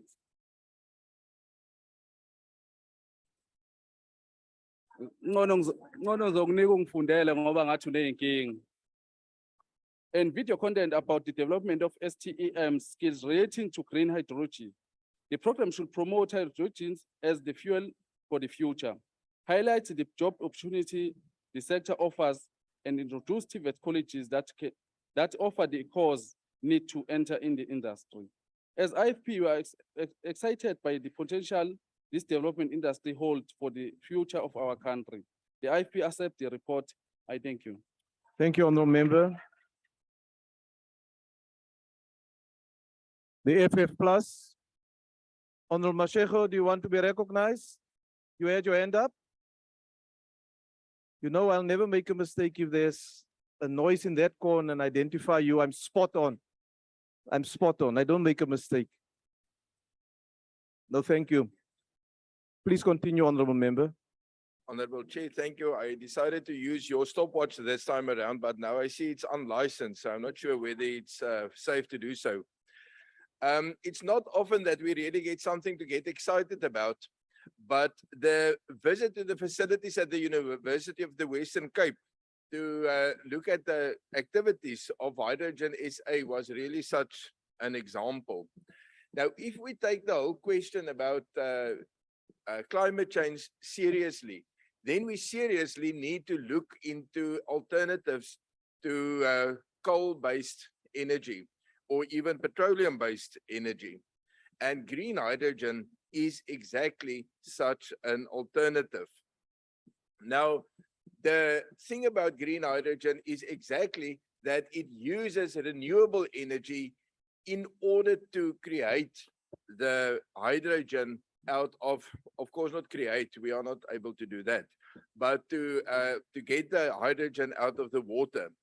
Now the DSI, Department of Science and Innovation, created Hydrogen SA, HySA, and it's actually a double plus because except for the energy self-sufficiency, it's also makes very good use of the platinum minerals group.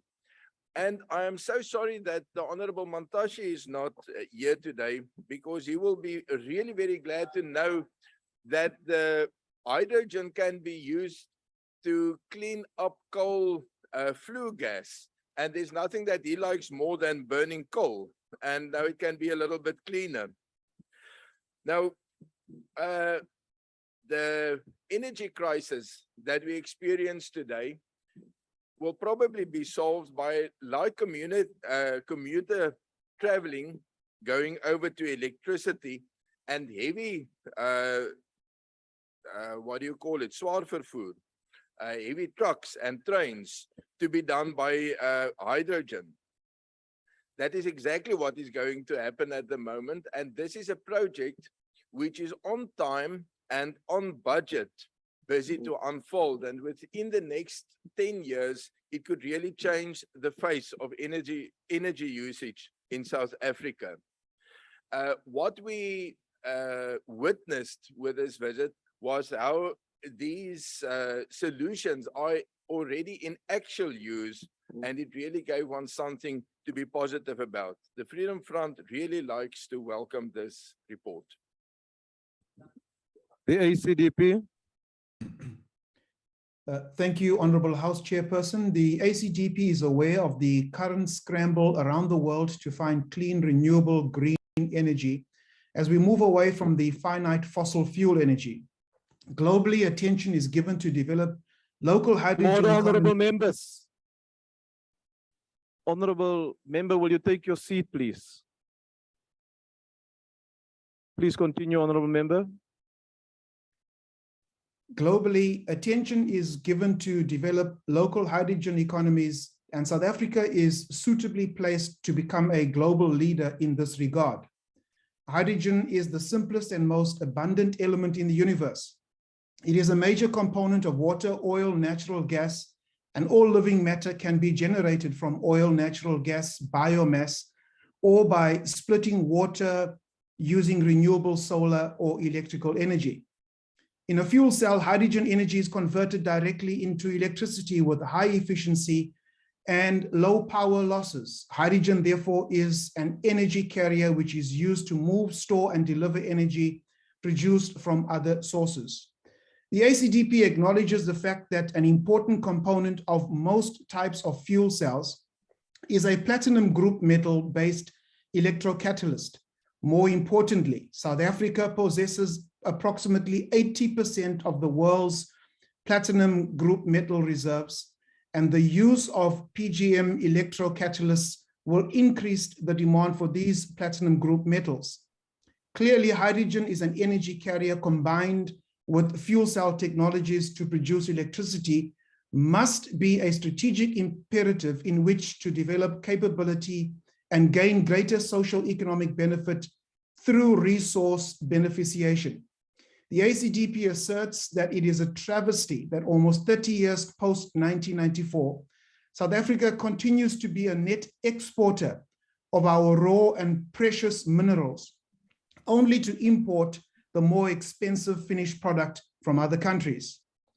Chair, in supporting the recommendations, the ACDP agrees that our students at our TVET colleges must be given the necessary skills to support a hydrogen economy, and that collaboration with the private sector be strengthened to ensure the sustainability of the commercialization objectives of the Hydrogen Society Roadmap.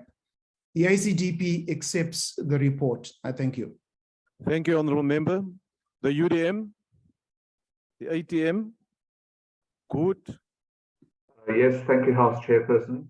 House Chairperson, as we steadily emerge from the pandemic's economic lull, it's important that we make note of our international surroundings and opportunities. Due to a number of factors, including state capture, we've taken steps backwards on our journey to establish ourselves as an international producer and an economic leader to other emerging nations. Therefore, green hydrogen and fuel cell technology offers us another sector to rise to prominence in. Through this report and the Hydrogen Study Roadmap, we can establish three core facts. Firstly, this sector is still new and South Africa has the capability of being a global distributed powerhouse. Secondly, this project has been underway for over a decade, and there are many South Africans who look to the sector with the hope of employment and of uplifting communities. And lastly, that while the technology is not flawless, we have the ability to be the global lead in harnessing and utilizing this technology in a sustainable manner. The only way to achieve this, however, is through backing our local projects and protecting the assets we have. A perfect example of this can be seen in the Fiscal Power Reserve in the Northern Cape. This hydrogen and renewable energy focused reserve is Black-run, female-led, and vital in our continued transformation of various sectors, as well as women in STEM. For these projects to work, we need to be safeguarded, and as we continue to transform our society into the technology of the future, we must ensure that those placed in charge of these projects share the same vision. The vision will bear fruit immediately with a massive international market. This week, Germany unveiled its new hydrogen fuel-run 21st century train. This shows that the technology is new, in demand, and has the potential to help our society along with it. This is a once-in-a-lifetime opportunity that could create thousands of jobs, upscale hundreds of communities, and bring South Africa into a role of being a crucial renewable energy supplier. We support this, House Chair. Thank you, Honorable Member. The NFP, the AIC. The AIC supports the report, Honorable Chairperson. Thank you. The PAC, Al-Jama.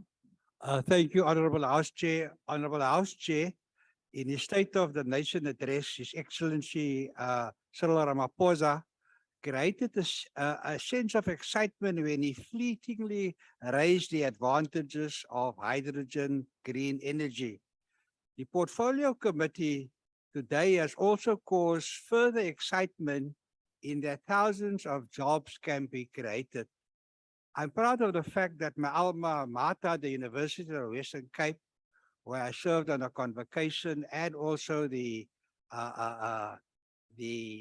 other structures of the university, like the Alumni Union, that they are taking the lead. And it is necessary to tell them to speed up things so that we can take advantage of these opportunities sooner than later. The University of the Western Cape also has a dozen boreholes, and those boreholes are treated 24 hours a day and supplies water to the water grid. So one would expect that they would also supply hydrogen energy in one way or another to the electricity grid. So there are a lot of opportunities that has emerged, and we would like to thank the Portfolio Committee for their oversight visit and also for the encouragement that they have created. I'm not very happy with the fact that they talk about when it comes to innovation, deliveries by Uber. Delivery must be by drones, not by Uber. But I suppose we are going to get ready for that. Al-Jama welcomes the report and supports the report.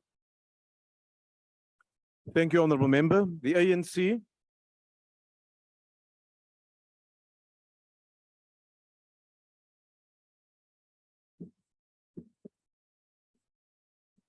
Thank you very much, Chairperson. Thank you very much, Chairperson, and good afternoon, honorable members. It's quite nice, Chief Whip, to declare on a report that has been affirmed, agreed to, accepted, supported, but the bottom line is all political parties are supporting this report. Honorable members, like the rest of the continent, South Africa is endowed with precious metals and several mineral resources, which are the backbone of the industrialization worldwide and domestically. Fossil fuels have the potential to accelerate economic growth, and where conflicts exist, they can also serve as a curse. For the ANC, our natural resources are an endowment which we should use in the interest of the people to advance their social and economic well-being while protecting the environment. The climate change impact of carbon emissions has resulted in the world committing a path of low carbon emission as guided by the different protocols such as the Paris Agreement. South Africa has also set its nationally determined contribution, which requires a just transition to a low carbon economy. South Africa's carbon emissions is primarily through coal-empowered generation. This then places energy generation as a critical area for the country in reducing its emissions. To offset its reliance on coal-empowered electricity generation, the state and the private sector should invest in the renewable energy. For the South African economy to gain a competitive edge by reducing energy costs, the first assessment should identify key energy sources which have a relative abundance. The energy from the sun is one of the sources of renewable energy, which should be a key component of our integrated resource plan. Energy storage is critical to energy security as the risk of different power generation sources is inherent. The lack of energy storage capacity can lead to energy loss when energy generation is abundant. Honorable members, hydrogen is one of the natural resources that South Africa has in abundance, which approximately 80% of the world's platinum group metal. The global and domestic focus on hydrogen as an energy carrier combined with fuel cells technologies to produce electricity is an area in which the Department of Science and Innovation has supported as part of the development of local hydrogen economy. The global and domestic focus on hydrogen as an energy, honorable members, this is a critical area to advance the beneficiation of hydrogen and to advance the socio-economic development of our country. As the demand for hydrogen increases, platinum group metals will serve as a critical economic stimulant. With an approximately 1.3 billion investment thus far, the Hydrogen Valley vision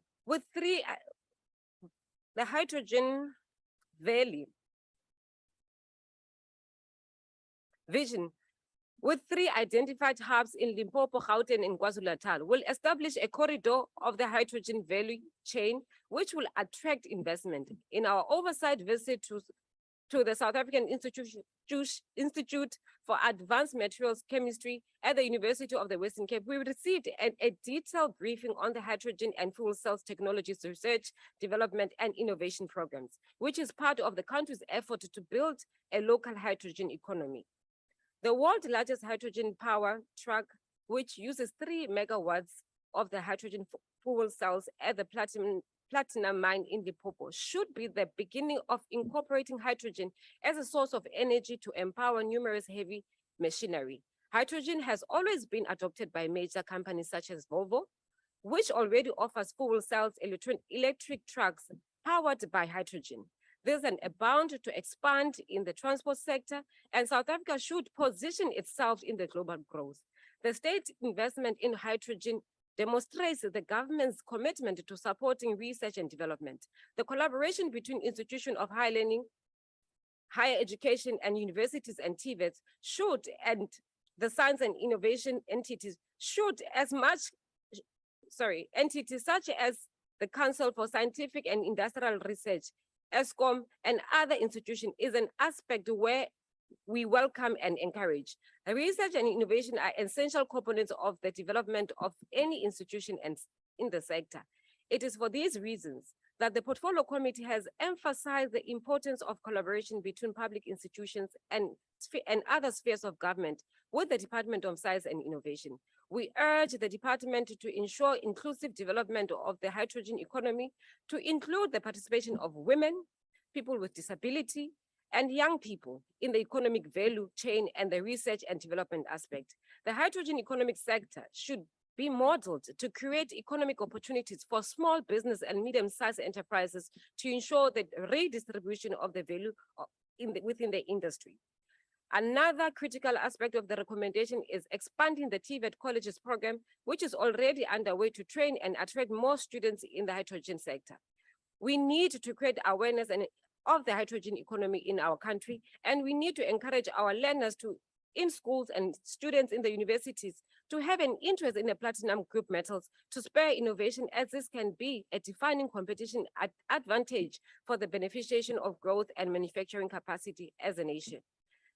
It must be noted, hydrogen economy is a new game changer in the bigger scheme of things, and young people in this country must take advantage of this opportunity. Our country is facing serious energy crisis. In responding to this, the ANC-led government support the just and fair transition from coal to renewable energy. The current energy system is dominated by fossil fuels and is carbon intensive, affects human health, and is very expensive. Whilst the move towards renewable energy will reduce environmental and health hazards and reduce the cost of energy. However, the journey towards renewable energy as a country must be just and fair.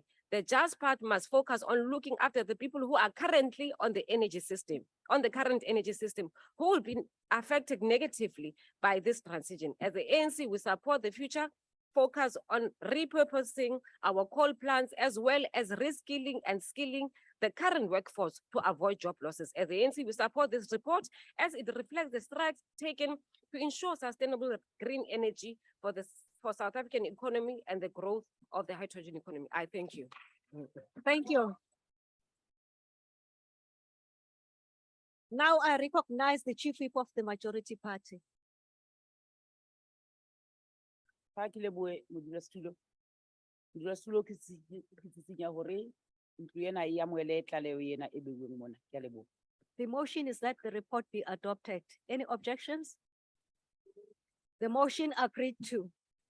Now I'll call upon the secretary to read the fifth order of the day.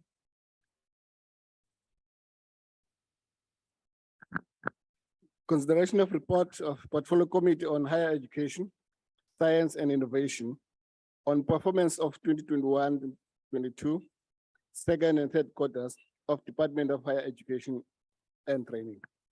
I now recognize Honorable K.D. Matlatsi to introduce the report. Thank you, House Chairperson. Good afternoon, honorable members. I introduce the report on Portfolio Committee on Science and Innovation on the consideration of the 2021-2022 second and third quarters performance reports of the Department of Higher Education Training and adoption by the House. In strengthening oversight and accountability by the executive, the committee has continued to consider the Public Finance Management Act Section 32 reports to conduct in monitoring of the implementation of the annual performance plans targets and budgets adopted in May 2022. Honorable members, we have considered the 2021-2022 second and third quarter performance reports of the Department of Higher Education Training and assess progress towards achieving the 2019 to 2024 medium-term strategic priorities, the NTSF. For the 2021-2022 second quarter, the department had 18 planned targets and achieved 50% of the 9 of the targets. The bulk of the targets, 11 out of 18, were implemented under the program 4, which is TVET program. The program achieved 27% of all the 7 of the planned targets.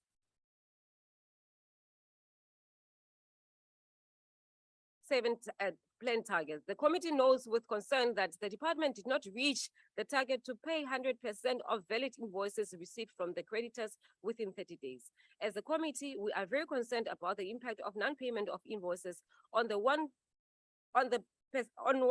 of the service providers. This might be vulnerable to small businesses that may not even survive without payment. We implore that the department to ensure that all invoices are paid on time. We have also noted with concerns that some targets were not achieved due to lack of capacity. Honorable members, we welcome the approval by the teaching and learning improvement plans at CET colleges and approval of the draft government standards and regulations for CET councils. At the end of the second quarter, the department spent 70.25 billion or 71% against a projected expenditure of 70.9 billion, recording lower than projected expenditure amount to 702.2 million. We are concerned about the delays in the transfer of the infrastructure efficiency grant for the TVET colleges and the delays in the filling of vacancies. The committee notes that the infrastructure efficiency grant is often a target of National Treasury for reprioritization to sectors with budget constraints. We implore the department and the TVET college to put mechanism to place and improve spending on the infrastructure grants. TVET colleges, lecturers, and students deserve to have conducive teaching and learning spaces. For the 2022-2023 third quarter performance report, the department had 16 planned targets, of which 3 or 9% were achieved. I need to indicate that the performance in the third quarter was very poor, which cannot be acceptable. The department failed to pay 100% of the valid invoices from the creditors. The target to the updated guidelines on implementing the DHET bursary schemes for poor and working class students at public universities submitted to the Minister for approval by 31st of December 2021 was not achieved. The department ascribed the non-compliance or non-achievement to the uncertainties due to NSFAT budget shortfalls. The guidelines should be finalized when the National Treasury confirms the allocation to cover the budget shortfalls. Like in the second quarter, Program 4, TVET, had recorded poor performance. All 8 targets planned by the department on the third quarter were not achieved, which is very concerning to the committee. Expenditure at the end of the third quarter amounting to 105 billion, including direct charges against the National Revenue Fund. The third quarter expenditure, excluding direct charges, amounted to 90 billion, recording lower than projected expenditure amounting to 644 million, or 0.7%. The lower than the projected spending was attributed to delays in transfer and earmarked grants under the university education program and compensation of employees in Program 4.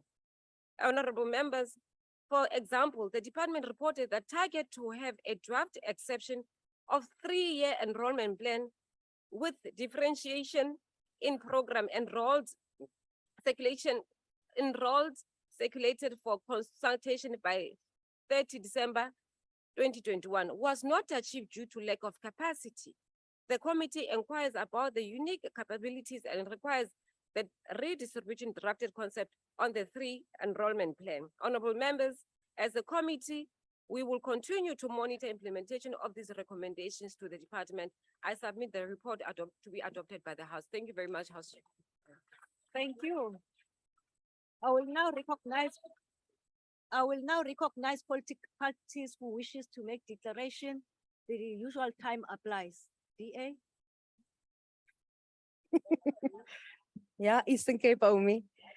To comprehensively improve the post-school education and training system, enhancing the socio-economic inclusion through increasing equitable access to the country's tertiary institutions in a weak economic environment is required. For South Africa to grow substantially fast, it needs to address its skills gap that perpetuates inequality and fuel policy uncertainty. The mixed impact of the financial scheme for fee-free higher education policy as an inequality as well as its high macroeconomic costs means that South Africa will have to make trade-offs between allocating budgetary resources to support more students to enroll in higher education institutions on one hand and expanding higher education institution admission capacity and improving the quality of education on the other hand to meet its goals. To give credence to the PFMA and to the Money Bill Amendment Procedures and Related Matters Act, the committee conducts in-year monitoring and assessment of the service delivery and financial performance of the department towards achieving the performance indicators and targets set out in the annual performance plan. When a department is slow to make improvements, then we have a problem. The department during the period under review showed little or no improvements in the overall performance. Out of the 18 targets planned in the second quarter, only 9 were achieved. And out of the 16 targets planned for the third quarter, only 3 were achieved. Quarter 2 expenditure amounted to 70.25 billion rand and quarter 3 amount to 90.94 billion rand, resulting in an under expenditure of 707.2 million rand and 644.3 million rand, respectively.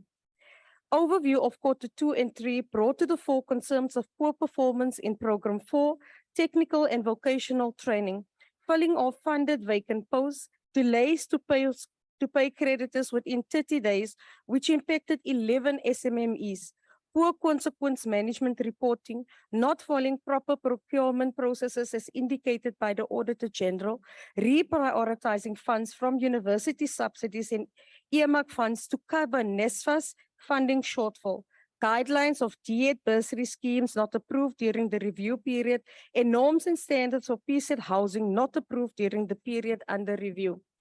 Instead of fixing the internal control measures and adhering to deadlines, the department under a constrained budget is forced to reprioritize funds towards socialist, racialist policies with the aim of slowly but surely limiting public university autonomy and undervaluing the TVET colleges. Transforming the higher education landscape entails the creation of systems free from unfair discrimination and artificial barriers to accessing success, as well as one that is built on the principles of social inclusivity, mutual respect, and acceptance. South Africa, with its acute public resource constraint, cannot achieve rapid growth in enrollment by thinking it can follow the traditional modeling of building and funding new public universities with budgetary resources. Private institutions should be allowed the space to fill the gap left by public institutions in access to education. The Higher Education Act should and must be reformed to ensure alignment with the current trends, structures, and processes. The mess created by the ANC with the merger of higher education institutions in the past is notable with the challenges experienced by Walter Sisulu University cannot be left solely in the hands of the Minister Blade Nzimande. We should unapologetically defend higher education as a public good and not as a political tool to drive divisive narratives. I thank you. I now recognize the EFF. EFF. Thank you, House Chair. The EFF rejects the second and third quarter performance and expenditure reports of the Department of Higher Education and Training. Once again, the report reflects the callousness with which this department regards the TVET sector, which has been a central submission by the EFF whenever we reflect on quarterly expenditure reports. The target for the release of examination results per cycle for qualifying students to be released within 40 days from the last date of the exams timetable was not achieved due to non-compliance with the reporting standards and guidelines. The target for the circulation of the draft governance standards for TVET college councils for consultation by 30 September 2021 was not achieved, again due to the non-compliance with reporting standards and guidelines. This is all while the TVET sector faces a systemic collapse and is riddled by irregularities in governance. What intervention is being made in the appointment of palpably incompetent people in the sector who cannot even draft reports that are up to standard? At the end of the second quarter, there was lower than projected spending of up to 1 billion, constituting 15.6% of the budget of the TVET sector program. The transfer of 357.3 million for the TVET infrastructure grant was not made, further crippling the sector which lacks adequate facilities and which hampers the qualitative output of learning. Why does the Department of Higher Education hate the TVET sector so much? The answer is simple. It is a department that has no appreciation of the role of the vocational sector in development and one that is determined to deliberately underdevelop South Africans so that they remain on the outskirts of skills and the economy. We must raise sharply and consistently the need for the support of the TVET sector. Otherwise, South Africa will continue to pretend to be a developmental state while the state president inspects potholes in places where there are no roads. Thank you very much. I now recognize the IFP. IFP, Honorable Chairperson, the Department of Higher Education is one of the most important tools steering the youth of our country toward the prosperous future. Unfortunately, the current leadership in the department lacks the same vision. The performance of the country's youth and the vision of the reform is severely impeded by the department's unacceptable performance achievement of just 50%. The IFP is deeply concerned with the department's poor planning and inconsistency in reporting its targets. The gross underachievement of this department is attributed to the delay in the filling vacancies within the department. This is a serious concern as it affects the payment of bursaries and funding of students who are often struggling to complete their studies due to the economic pressure they face. The IFP believes that the reasons cited are completely unacceptable. In the main department of this administration and the former, there is a general display of consequence management, and culture of professionalism is lacking. Of a great concern, it is shared the lack of attention paid to the consequence management of employees who were responsible for irregular conduct. For example, the Auditor General noted that certain service providers has been appointed without following the necessary processes. Unfortunately, for South Africans, we can expect more relevance at this next Commission of Inquiry, given the current administration relationship with corruption. The IFP support the committee recommendation that the department must provide a proper account of its planning in terms of drafting its annual performance plan. It is further suggested that the department report to the committee on its progress every month until the next APP is due.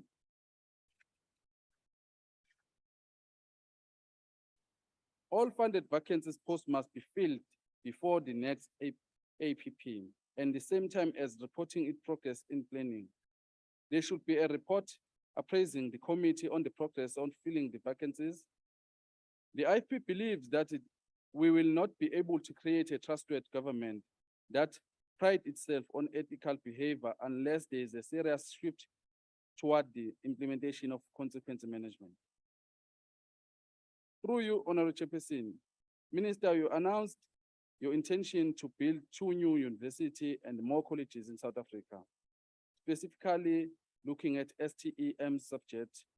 While this is welcomed, we are also asking you to conduct a feasible study into building university for the health professions, as there seems to be a desperate shortage of place that we see many of our citizens seeking to pursue the study in a foreign university.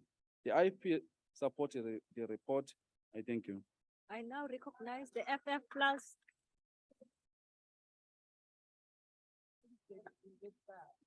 Honorable House Chair, if there's something that all parties agree in this House, it is that the PSET system is crucial for the economic development of South Africa. Of course, it depends on the basic education sector, but from there, the Department of Higher Education actually holds the future of South Africa in its hands. And therefore, underperformance, which is so common and which is reflected in these quarterly reports, is a shame to the nation. But it's worse than a shame, it's harmful. Now, if we look at the TVET system, that whole program in the 1 quarter didn't even reach one of its goals. It's of course very important, crucially important to get the skills we need to grow the economy. But this importance is not reflected in the funding, but the funding is reflected in the performance. One would ask the question, if the merger of the old technical colleges in the TVET colleges was really effective, did we gain anything by these mergers, or did we only get expanded, inflated bureaucracies? Then we have the community education and training sector as a separate program. And it's a very good question if this should have been a separate program in the first place, because the work done there could just as well as have been a part of the TVET sector. About the skills development program, we said something about that in the previous debate on the LGSETA. What is said about the LGSETA actually goes for most of these.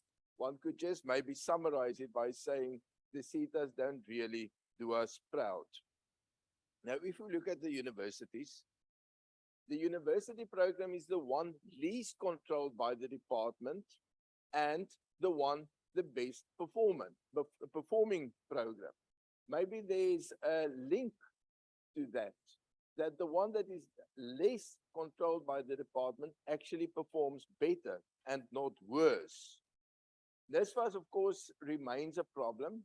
And in fact, it has been acknowledged by the minister that it's not viable in the long term in its present form. And therefore, we welcome what is going to be done about that, let's say, if it's an improvement. One of the main problems is transformation, which is actually a smokescreen for cadre deployment in this very important sector of the economy. The Freedom Front supports the report. Thank you. Now I recognize ACDP. The ACDP supports the report, Chair. Thank you. I now recognize order, honorable members. I now recognize UDM. I recognize ATM. Wood. No declaration, House Chair. Thank you. NFP. AIC. Honorable Chair, the Chapter 9 of the National Development Plan envisages education training facilities such as further education and training colleges, professional colleges, and community education and training centers as constituting important element of the post-school system that provide diverse learning opportunities in the country.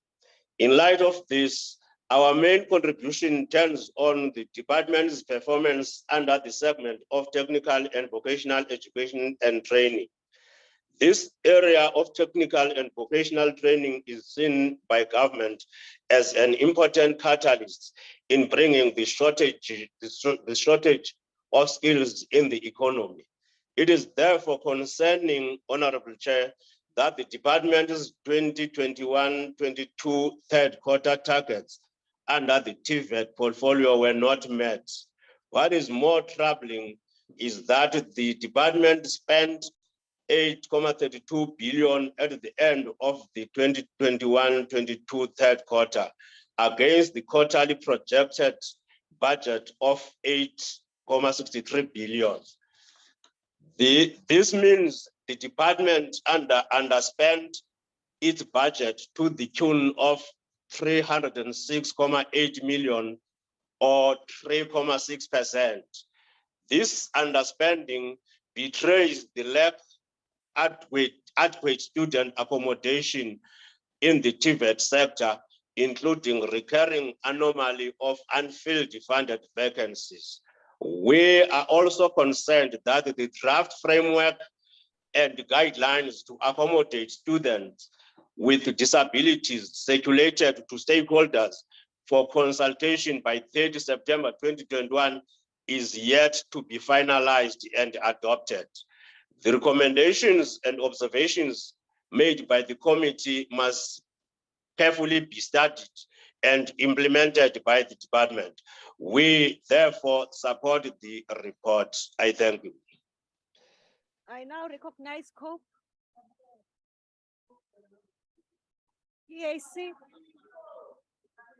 PAC. I now recognize Al-Jama. Thank you very much, Honorable House Chair. House Chair, we would like to thank the Portfolio Committee for bringing all these reports to Parliament, reports on higher education, reports on science, report on innovation, and it gives us an understanding, a better understanding of what is being done in the Department of higher education, and it also gives the nation a better understanding what is happening so that we can plan for the future. Al-Jamaa supports the report. Thank you. Thank you, Honorable Member. I now recognize the ANC. ANC. No, thank you very much, House Chair. Allow me to greet all all sober political parties there who did well in removing a very arrogant Speaker of Johannesburg, but also encourage them not to end there. They must go ahead and visit that mayor who failed to disclose a criminal case to council. I want to remove Chair, you from government. House Chair, the second and third quarter performance report of the higher education vote reflect the department's progress in implementing our annual performance plan. The higher education department is critical to the nation's human capability development, to build an inclusive economy which equitably distributes income. Our higher education system should create sufficient education and training opportunities for the youth. As the ANC, we have continuously raised concerns about the capacity of the department to manage and support the post-school education and training sector, because this sector is vast, from TVETs to CETs, CETAs, and many other various entities of the department. This really requires the department to sustain a low level of vacancies in the department if it is to play an effective or efficient role in the PSET sector. For the second quarter, the department achieved 50% of its planned target, which was worrying as it was, but it dropped to 19% in the third quarter, representing a serious decline in performance. One of the reasons for this poor performance, according to them, is the high rate of vacancies in the department. And another unintended consequence of low human resource support is underspending, as the department lacks capacity in critical functions. We welcome the introduction of an automated recruitment system to improve the turnaround time of filling vacancies.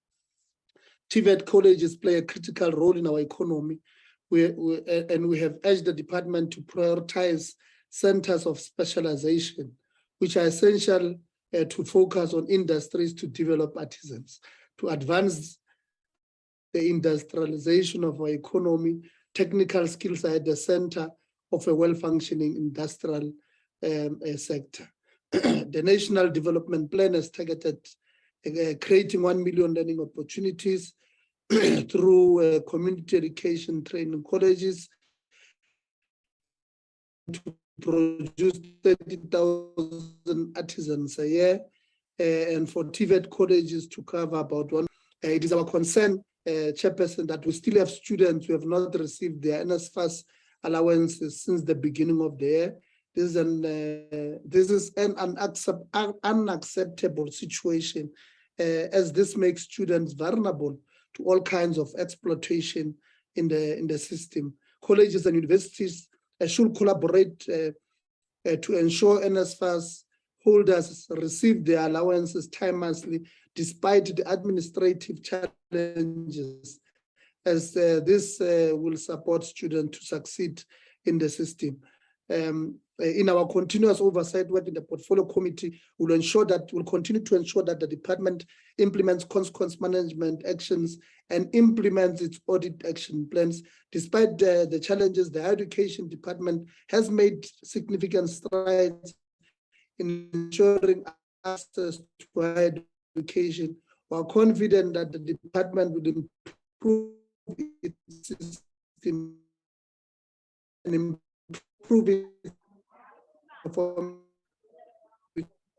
evident the relative level of system. As we support what they want to close saying sober political parties ours, is not only two, they must also hold this one palace accountable, because somebody there who calls us are not. who we don't know who is approving adverts. Say,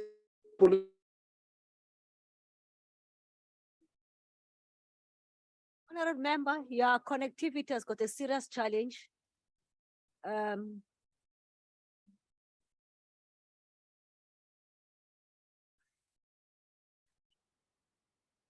It seems like you have disappeared. No, allow me to continue. Honorable, what? Oh, the platform here has been kicked off the system. Honorable Chief Whip. No, we had that. Honorable Chief Whip, I would like to recognize you, if I may. Apology, House Chair. House Chair, I move that the report be accepted by this House. Thank you very much. Thank you very much. The motion is for the report to be adopted. Any objections, members? Thank you, honorable members. We shall proceed to the sixth order of the day. The secretary will read.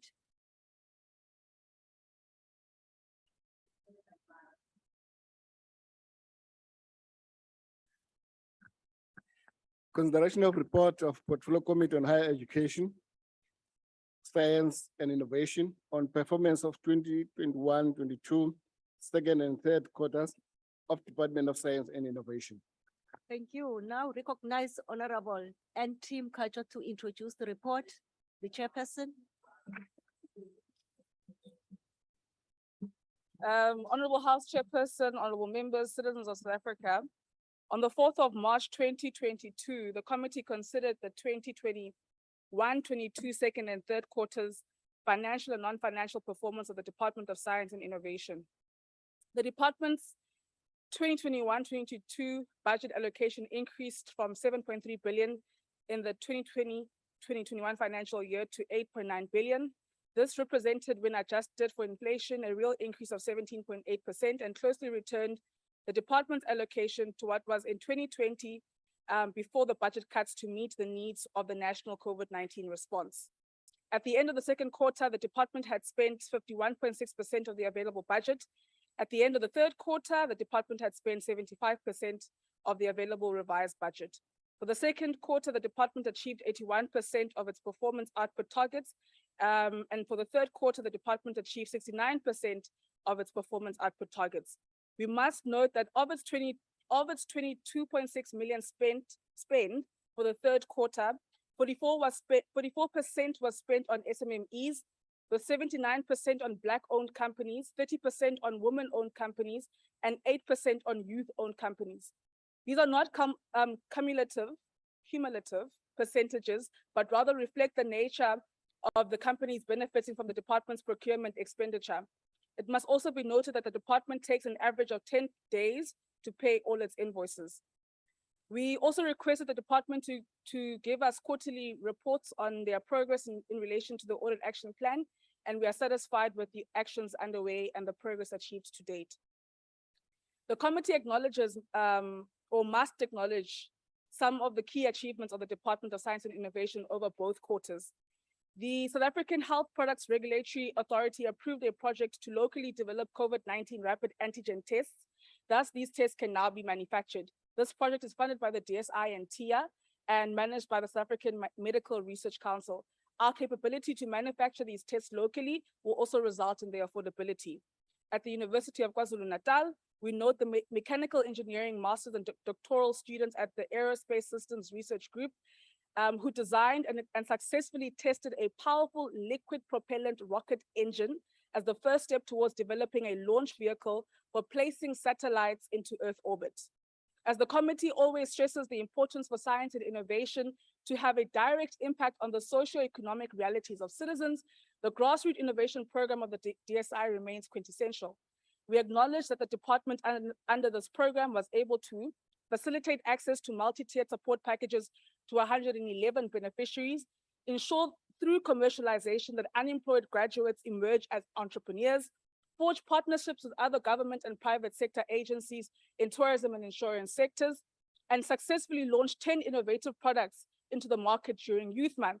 We also note that 5 of the successfully commercialized products are owned by women innovators under the age of 35, and that many of the products supported through the Grassroots Innovation Program provided market solutions to real-life problems in areas such as GBV and safety through personal tracking devices to counter human trafficking and kidnapping of kids in schools, and then as well as in other fields such as skincare and wellness.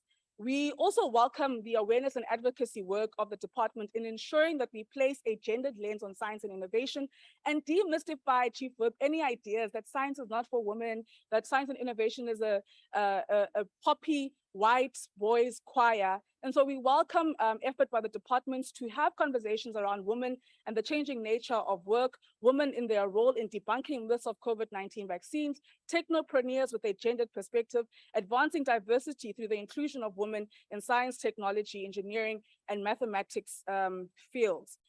Colleagues, we also welcome the signed agreement of the SKAO between Australia and South Africa to host telescopes and associated infrastructure. These documents formalize the arrangements for construction and operation of SKA telescopes in the two host countries. And we all know how important it is for us to ensure that this project is inclusive of young people from those small dorpies in Carnarvon and Sutherland in the Northern Cape.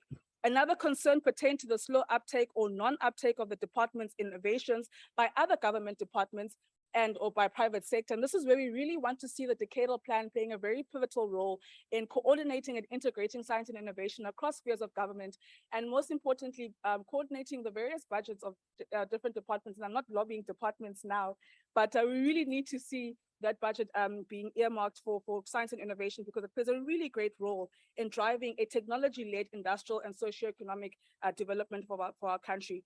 This report is tabled before the House for consideration and adoption. Thank you so much, House Chair. Thank you. I now recognize parties that wishes to make a declaration and the normal time applies. The DA.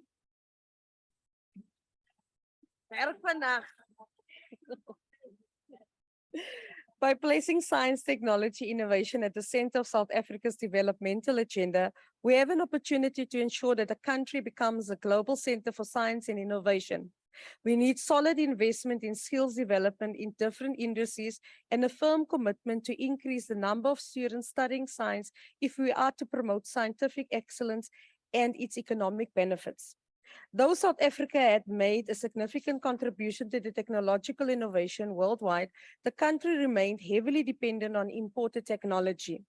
South Africa GDP investment on research and development will have to reach 1% to meet its aspirations of being the innovation hub of the continent. Unemployment in the country is now classified the highest in the world, and our growth rate remains low to meaningfully create opportunities. Therefore, to ignite the industrial and research application of the 4R, we need to increase investment in human capital and identify key areas of the economy which requires investment. A technocratic future can only be assessed when government adopts an innovationist approach. One of the key issues highlighted in the South African Science, Technology and Innovation Indicator report was that South Africa needs to increase the number of research and technicians it has at its disposal to remain globally competitive and innovation. The Department's Science and Innovation call to action during the advent of COVID-19, ensuring vaccination production, world-class research on the genomic features of the virus, and ventilator production is a precursor to the impact of science and research output when the right funding is secured. The 8.9 billion rand allocated for the 2021-2022 financial year meant that allocations remained the same as in previous years, and the department had to use the small allocations effectively. The reprioritization of funds over the MTEF period supports technology localization, beneficiation, advanced manufacturing, and research by the National Research Foundation. During the period under review, significant environments and shifts were affected to meet South Africa's obligation for the square kilometre array capital contribution, totaling 215.7 million rand from the Technology Innovation Agency, the Green Nanochemistry and Nanomedicine platform, the NRF and the CSIR Cyber Infrastructure Research Development. The continuous use of environments across programs highlighted poor planning in some areas, which can potentially lead to internal control deficiencies. The department achieved 81% of the second quarter targets and 69% of its third quarter targets, acknowledging the negative trajectory of its financial performance, which was attributed to poor planning and target formulation deficiencies and the underfunding of its financial obligations. The department submitted comprehensive written responses on measures put in place to avoid this in the future. Provincial departments and municipalities should embrace technological advancements and innovation in their operations. We saw how Koga municipality was the first on the African continent to develop a plastic road and how they revolutionized the housing industry with a 3D printed housing project. The Western Cape took it a step further by positioning Cape Town as Africa's tech capital with its technology startup on the continent. The Cape Town, Stellenbosch region already employs double the amount of people in the tech sector when both Nairobi and Lagos combined. Innovation doesn't just come from giving people incentives, ANC. It comes from creating environment where the ideas can connect. Innovation is doing new and exciting things for the betterment of society. I thank you. I now recognize the EFF.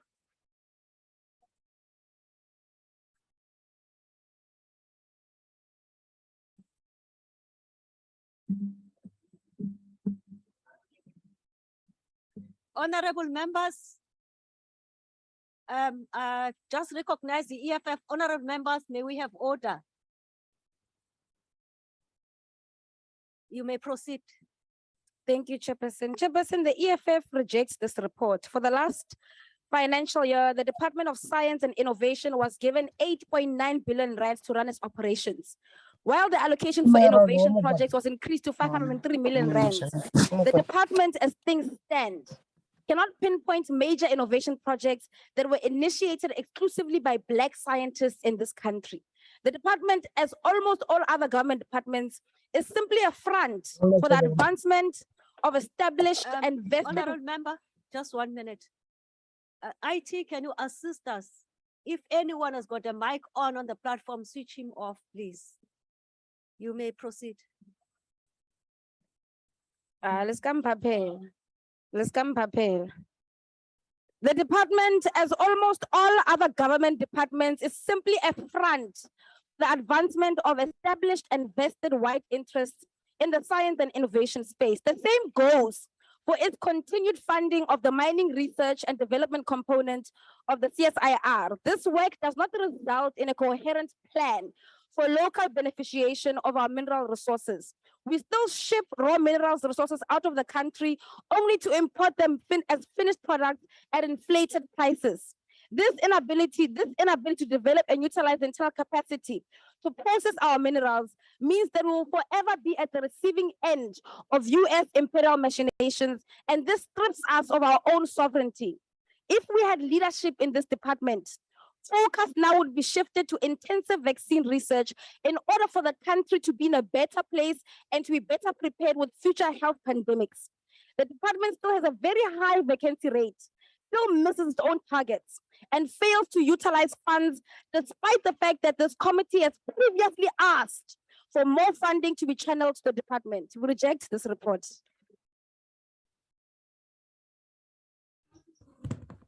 Wow.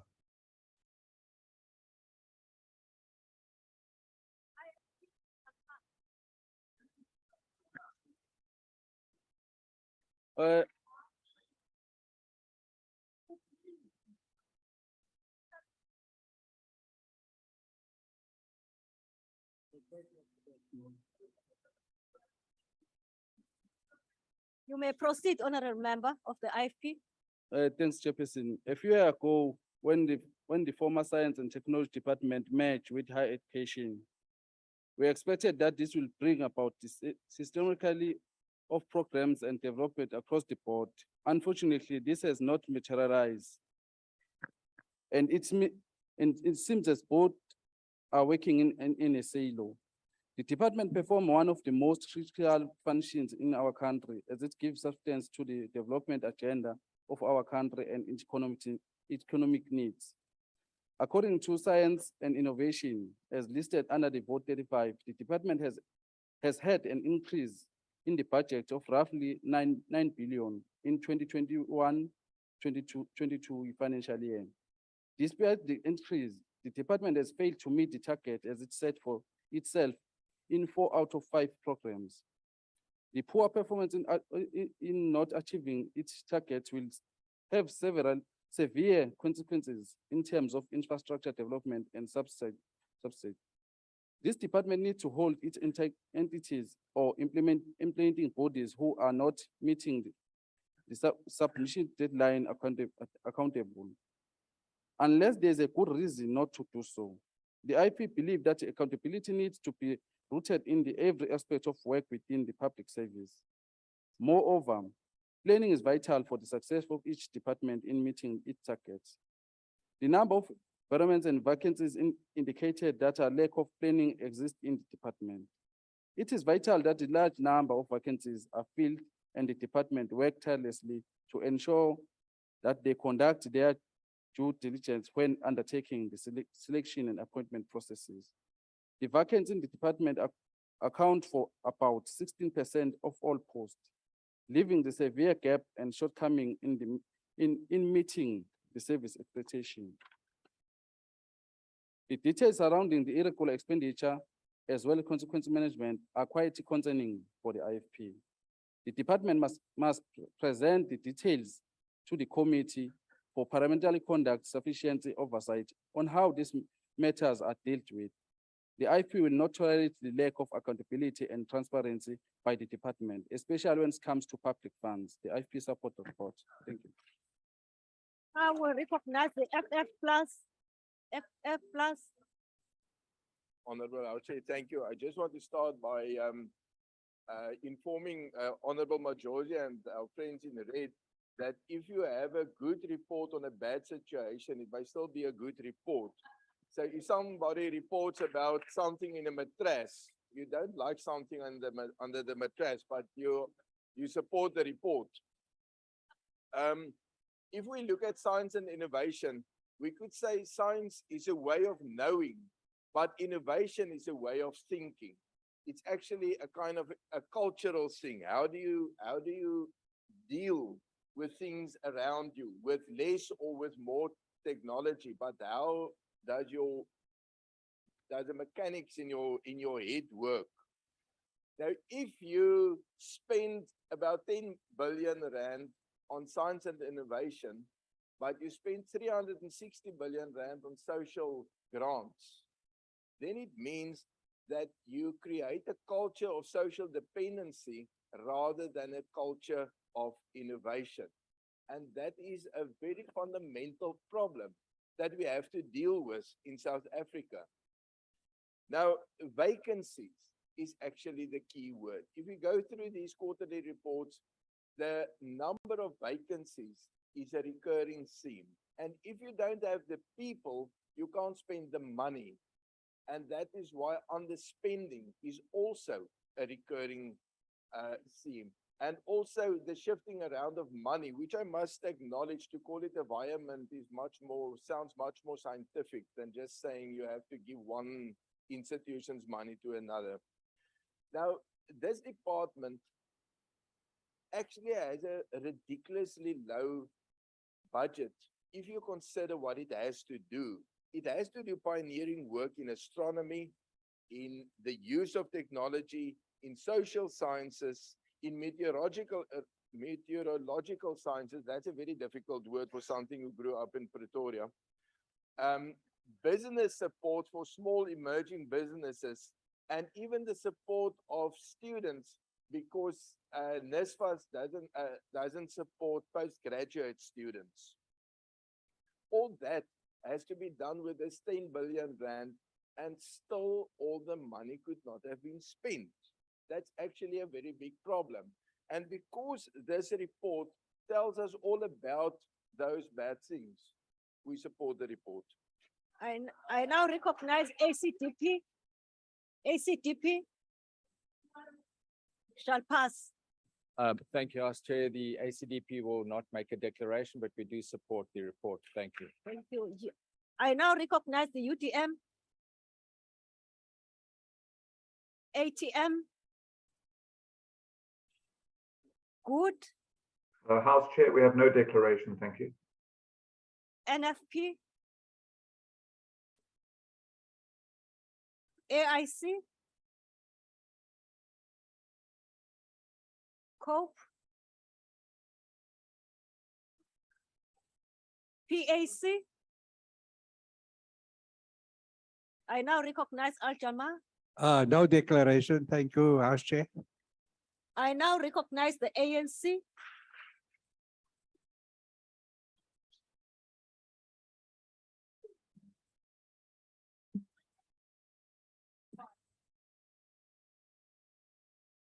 House Chair, it is said that beauty lies in the eye of the beholder. And those who are overly critical of beautiful things must visit the ophthalmologist soonest to get their eyesight checked.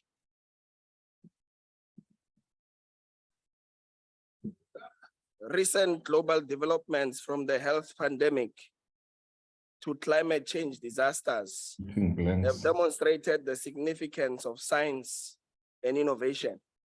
Nations that have invested in science and innovation have reaped the rewards, as their scientists played a pivotal role in their response to multiple crises. Our science and innovation system and scientists have risen to the demands of the complex challenges facing humanity and our country. As a country, we contributed to the body of knowledge as the world grappled with the coronavirus. As you would all remember, it was a team of scientists from our shores that picked up the variant Omicron, and we must applaud them for that feat. We must recognize that the department's vote for science and innovation increased from 7.3 billion rands in the 2020-2021 financial year to 8.9 billion rands, which is a positive development. But this is insufficient to advance the thrust of the mandate of the department. Investment in research and development remains a key priority focus for the African National Congress because of its capacity to be a catalyst for socio-economic transformation. The growth of the digital economy is one area that can harness innovation reflecting continuous technological changes. The development of vaccination capacity through BioVac and its role in the distribution of vaccines across the country has demonstrated that the state can play a developmental role in productive, highly specialized sectors. We shall continue to assess the performance of BioVac and its development trajectory. The private sector and the state are involved in BioVac, which is a success. The department should consider venturing into other specialized economic industries, such as the manufacturing of satellites on a large scale. Honorable members, as the ANC, we have emphasized the importance of promoting access to science projects for the department to focus on resolving challenges facing our local communities. Research, development, and support is a critical program at the department which provides support to the research capacity of our country and provision of support for research through the National Research Foundation, which supports thousands of postgraduates and offers various research grants. The department did not achieve several targets for the second quarter and underspent.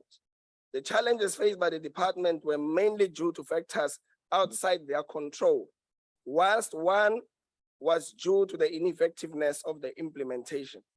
The problem of underspending is a common trend across various departments, reflecting weaknesses in planning and the weakness of project implementation.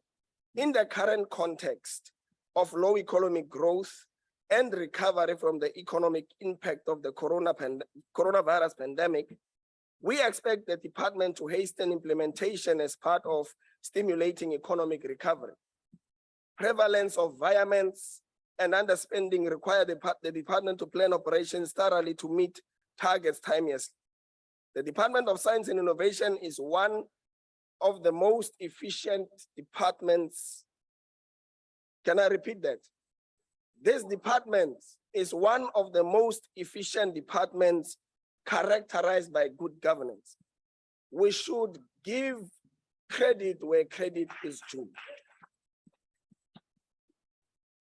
One of the significant programs of the department is its support for technology innovation through the Technology Innovation Agency. The entity is facing performance challenges to deliver its mandate, but we welcome the intervention by the department to review the entity's functionality. In our engagement with the department, we emphasize the importance of supporting innovators by providing incubation and accelerator programs to advance their commercialization and contribute to the economic development of our country. The allocation of 32 million rands to appoint 900 unemployed graduates through the Water Research Commission's Water Graduate Employment Program is aimed at improving employment readiness in the water sector, and the training of 250 graduates at the CSIR to support the council in various fields are important programs to applaud. We do so because they create an opportunity for a young graduate and unemployed youth to join programs that generate work and other economic opportunities.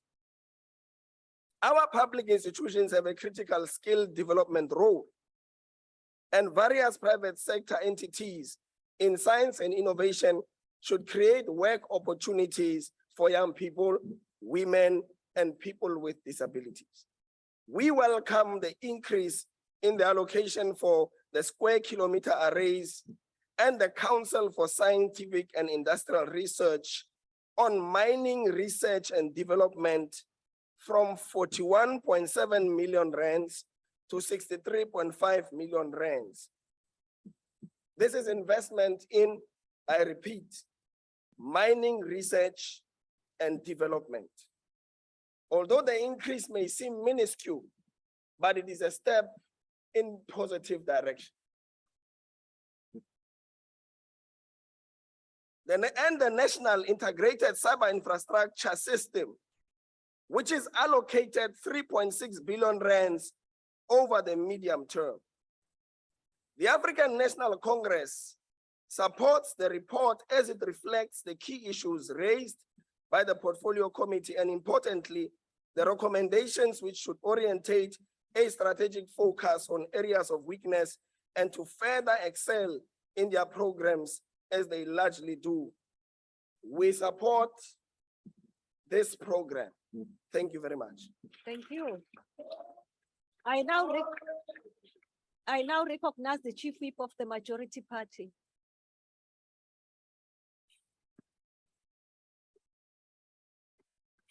Thank you, House Chair.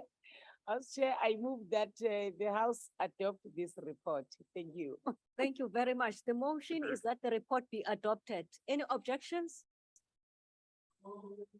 The motion. Please note the objection of the EFF, Chairperson. Thank you very much. It shall be noted. Thank you. We shall proceed, honorable members, to the seventh report of the day. The secretary will read the order of the day. Consideration of report of Portfolio Committee on Higher Education, Science and Innovation on Commission for Gender Equality, CGE, report on gender transformation investigations in technical and vocational training, vocational education and training, TVET colleges. Thank you. Now I recognize the chairperson, Honorable Mkhatshwa, to introduce the report.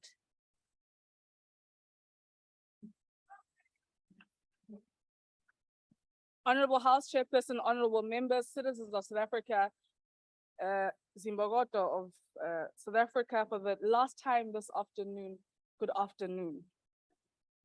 Honorable members, if we reaffirm education as an apex priority of our pro-poor policies and a central pillar of our fight against poverty, inequality, and unemployment, with a population that is predominantly young and female, we must ensure access to education for young women. The enrollment figures in the TVET program indicate that women are in the majority. I think it's about 60-something%, 66 odd percent.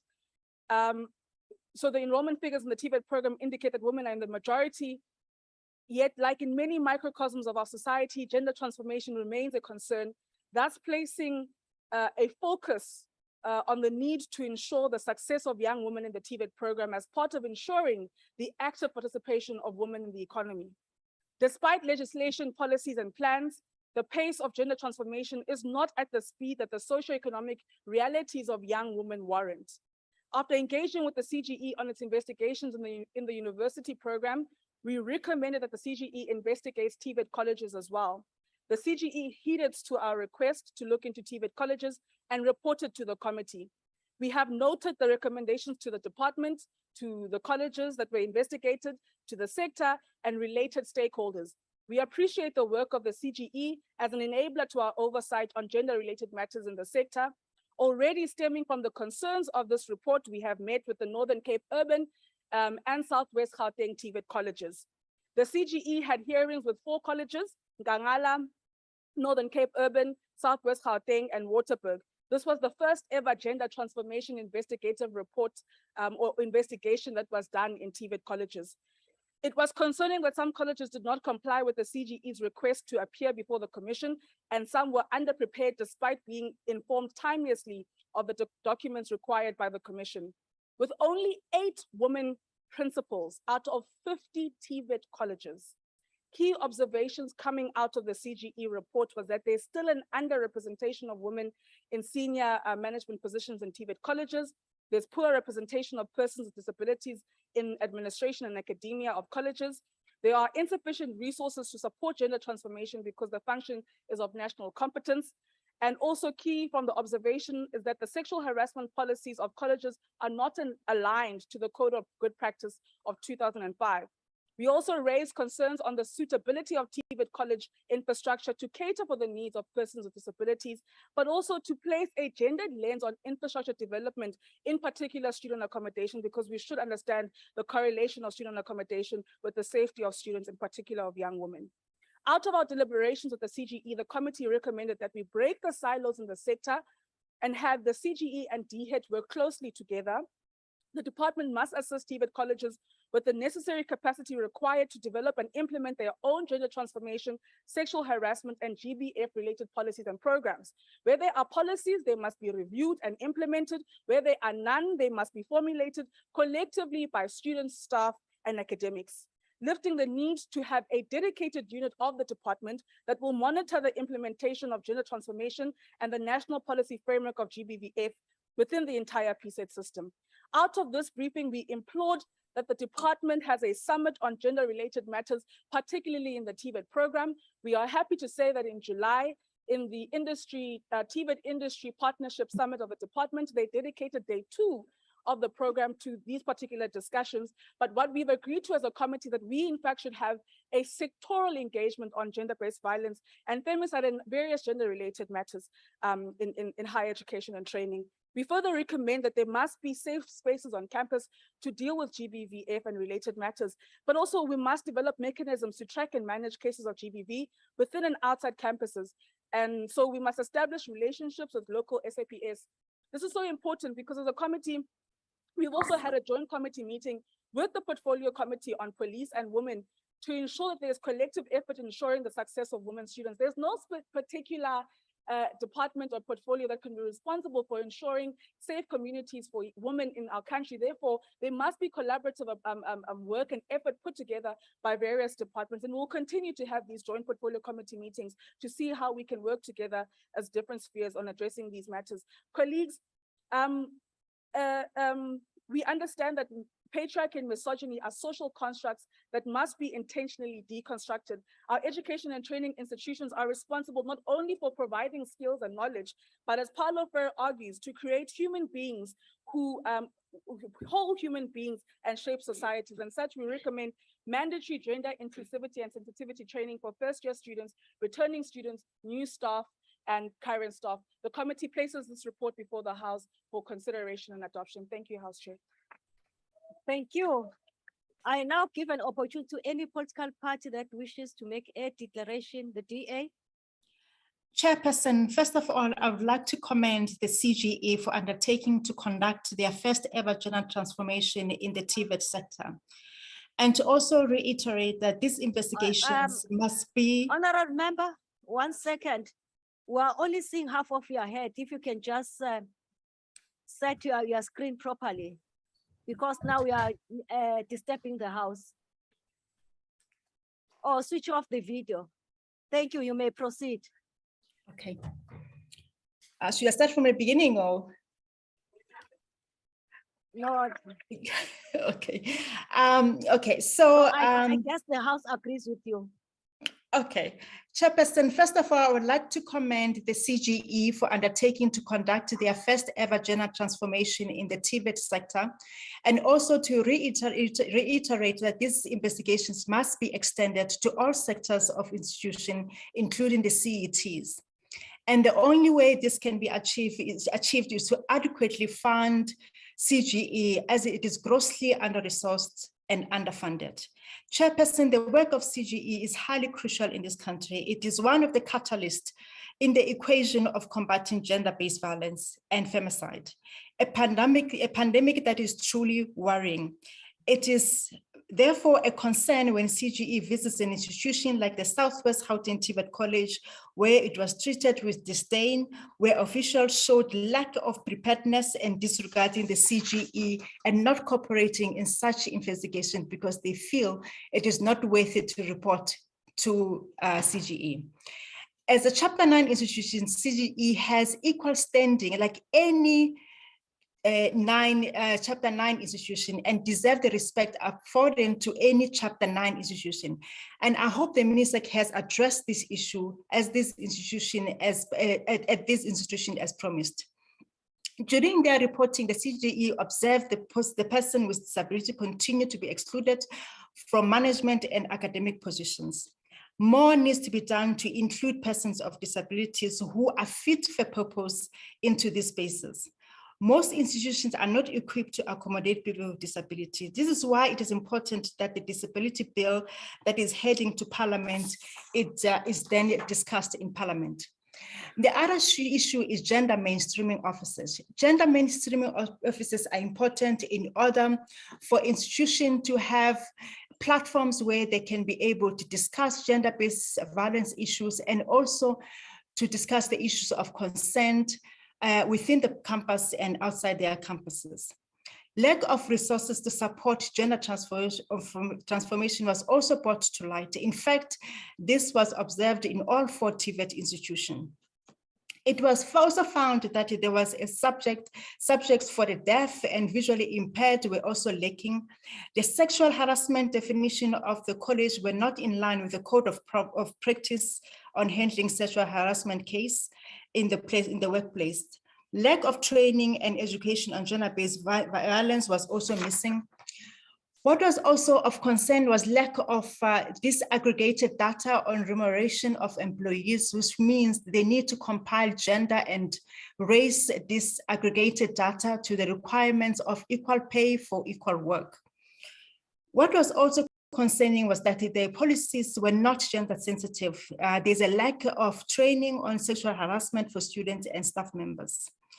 There was also lack of inadequate disciplinary process, as well as employment equity also elapsed. So that needed to also to be renewed. This report showed clearly the concerns that South Africans have, given how gender-based violence is not really advocated as the South Africans would hope, yet there are institutions within higher education that can actually be used to be able to help to advocate on gender-based violence. So the outcry of South African women still continues, because if the institutions of learning, they don't take gender violence seriously, then it means that this government is not sincere and honest and lack intent to fight gender violence. Thank you, Chair. Thank you. I now recognize the EFF.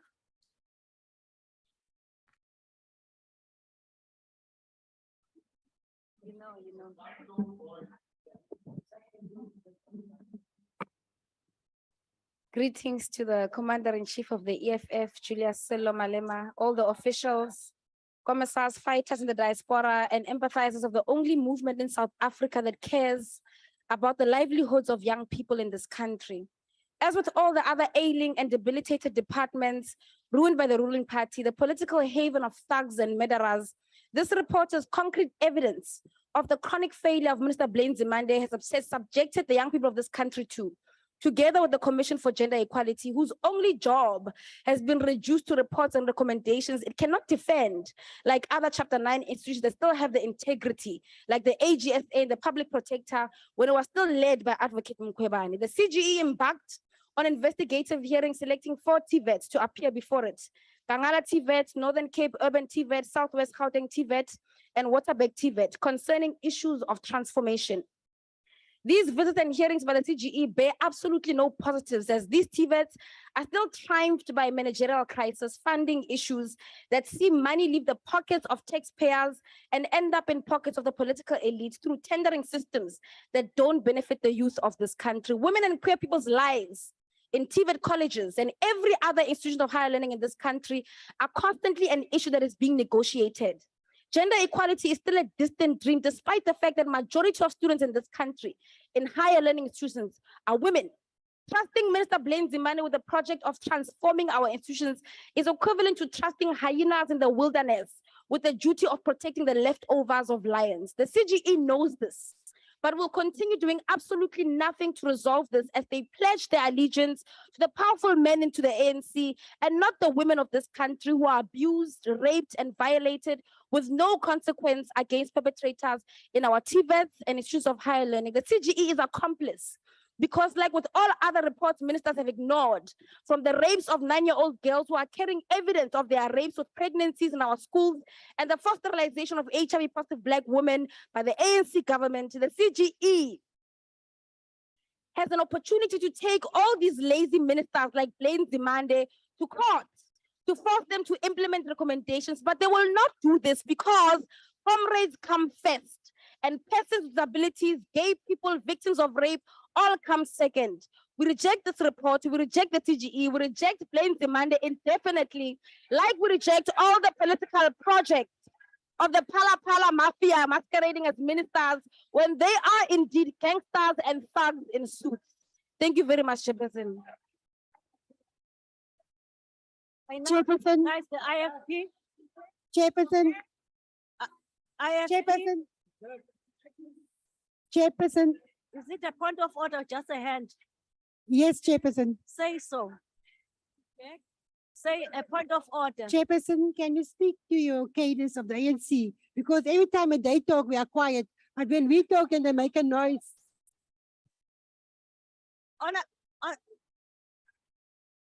Honorable members, we shall proceed. I recognize the IFP. Warasa. Thank you. Thank you, Honorable Chair. Given our country's ongoing struggle with the capping gender-based violence and femicide, it is pivotal that the gender mainstream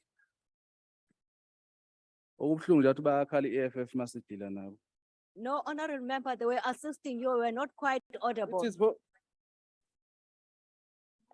for point of correction,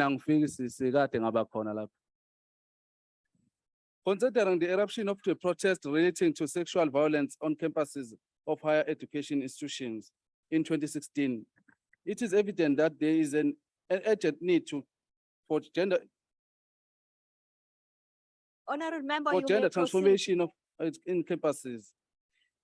In consideration of the report, the IFP wants to reiterate its support from the Commission of Gender Equality Initiative to differentiate between the institution of higher education as a focus on technical and vocational education and training. Colleges is often neglected. However, we wish to raise our concern regarding the lack of sexual harassment policy aligned with the 2005 Code of Good Practice.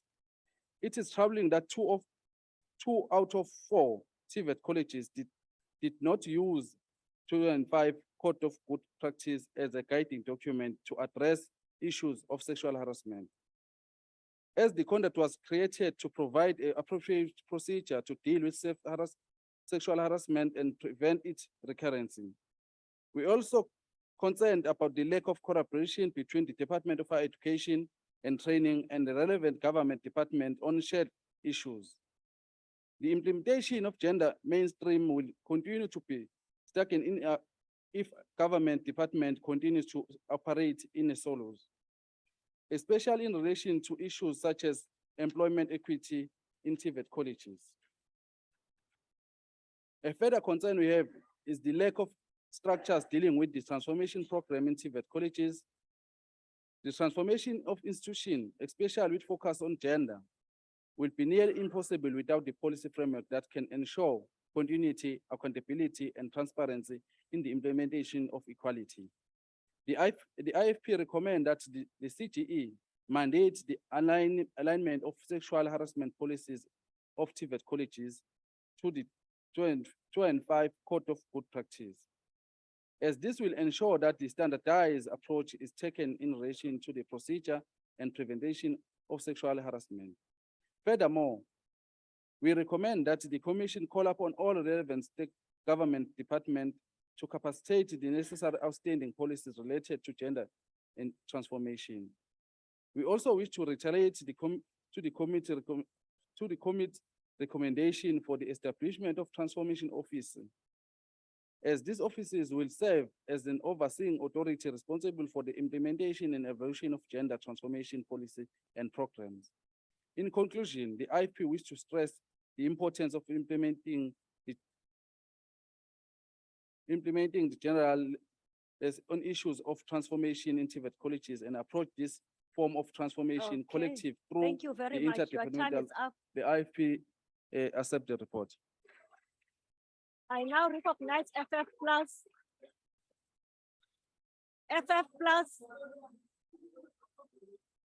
Honorable Chairperson, can we request to complete this speech after another party has spoken? Is that possible, please?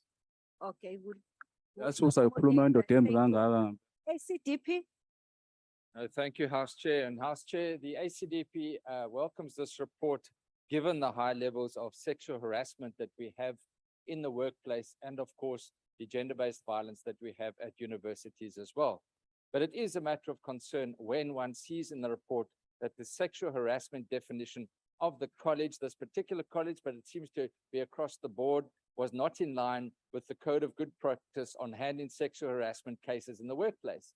And we know that does happen in many aspects of workplaces, and therefore this is a matter of great concern. I think the other issue of concern is that only a small number of colleges were visited, 4 out of a possible 30. And so although this is a sample, I'm sure that there is a lot of deficiencies in other colleges. There is a regrettable typing error as well, Chair, where there's an indication that the college did not offer subjects for deaf or visually impaired students. I think it should read deaf with due deferment to our hearing impaired students as well. So, Chairperson, the ACDP, with these few comments, supports this report and looks forward to an improvement in fighting gender-based violence at our institutions. I thank you. I now recognize the UDM. UDM. We shall proceed. FF Plus will come before the Al-Jama. ATM. Good. House Chair, we have no declaration. Thank you. Thank you. NFP. AIC. COPE. PAC.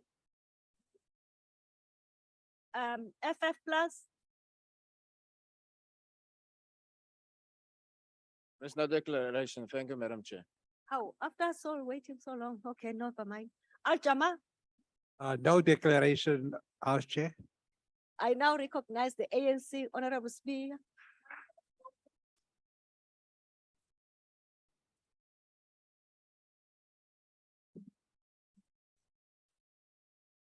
Thanks, Chairperson. Greetings to honorable members. South Africa is a patriarchal society which excludes women in different aspects of social, economic, and political life. The colonial and apartheid systems have entrenched systems which have placed women on the periphery of things. The democratic government has developed gender machinery, which has placed gender equality at the center of transformation. The African National Congress has identified women empowerment and women emancipation as a priority to address the development and implementation of policies and legislation which create an environment for gender transformation. The Commission for Gender Equality, a Chapter 9 institution, plays an important role in ensuring that it monitors and evaluates policies and practices in state organs at any level and recommends the Parliament. The Gender for Equality, the Commission for Gender Equality, yabisiya investigate, especially kuma-TVET colleges, yabisiza nama recommendation. The investigation hearings by the CGE constitute a significant test of the progress of gender transformation through a method which enables the voices of various stakeholders in the college. It is one thing to have a framework to advance gender transformation, and another thing to transform an institution and its people only through a work environment.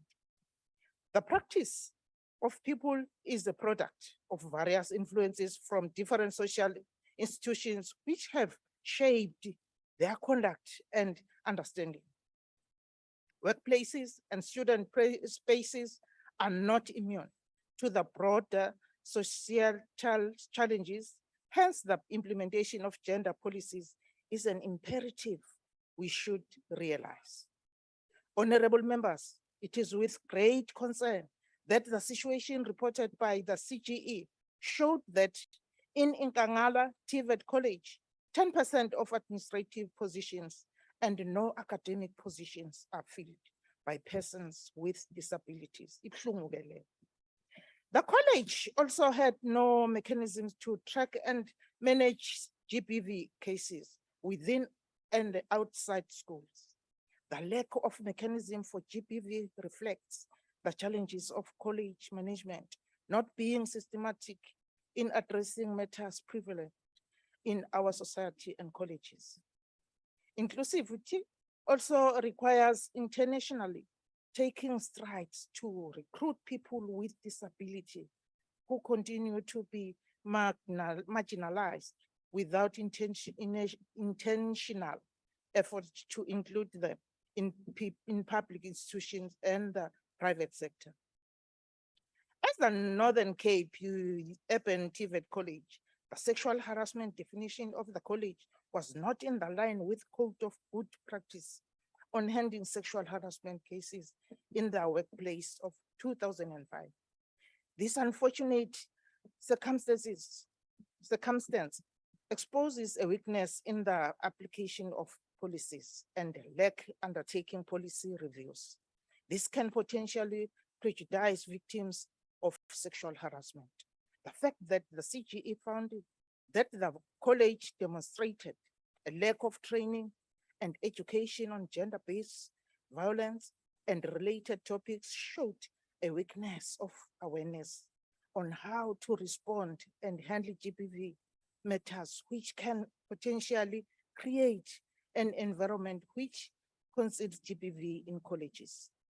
The investigation hearings of the Southwest Gauteng TVET College could not be undertaken due to lack of preparedness by a representative of the college.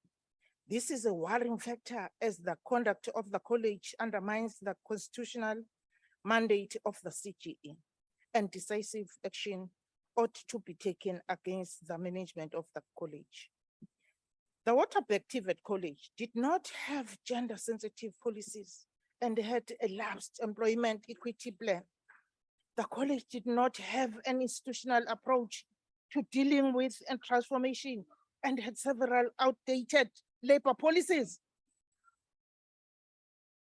What is evident from the report is that the TVET colleges require a comprehensive process of ensuring that all the TVET colleges' sexual harassment and employment equity plans are up to date to ensure the college's advanced gender transformation, institutional capacity, such as transformation offices and resources to drive gender transformation plans, is an essential component of ensuring colleges comply with laws and regulations related to gender transformation.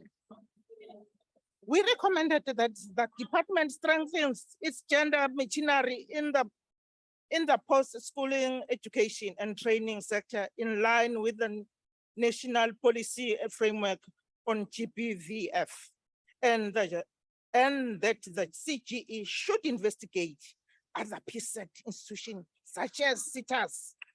We further recommended the department include the monitoring of the GBV framework in its annual performance plan. Sengvala Chairperson. The African National Congress supports this report to ensure that the department implements CGE recommendation and of the portfolio committee to strengthen the gender transformation machinery and protect vulnerable women and people with disabilities. Ngiyabonga, Chairperson. Thank you very much, honorable member. Thank you, honorable members. Order, honorable members. Order, honorable members. Honorable members. Order. Honorable members. Honorable members. Thank you. I now recognize the Honorable Chief Whip of the Majority Party. Honorable Chairperson.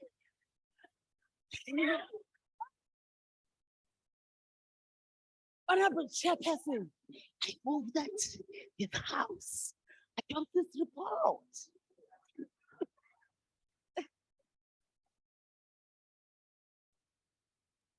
Thank you, Honorable Chief Whip of the Majority Party. Honorable members, I put the motion before the House. Any objections?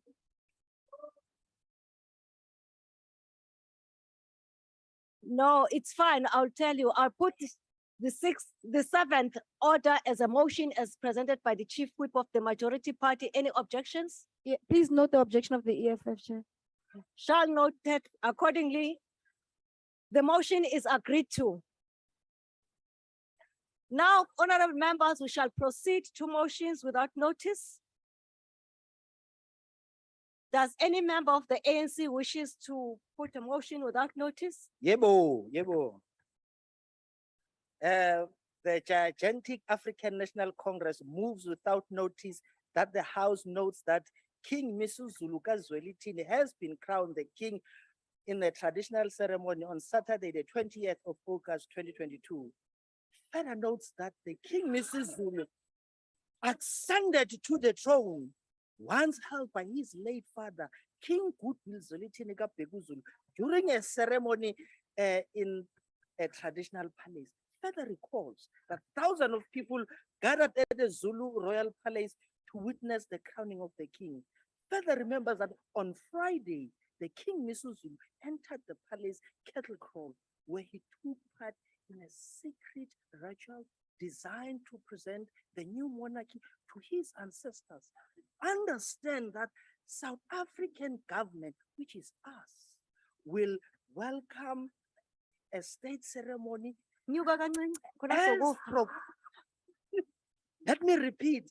Understand that the South African government will welcome him at the state ceremony proposed for September in Moses Mabhida, which I will attend, and the gigantic oldest liberation movement, the African National Congress, congratulate Misuzulu Zwelithini on ascending to the throne.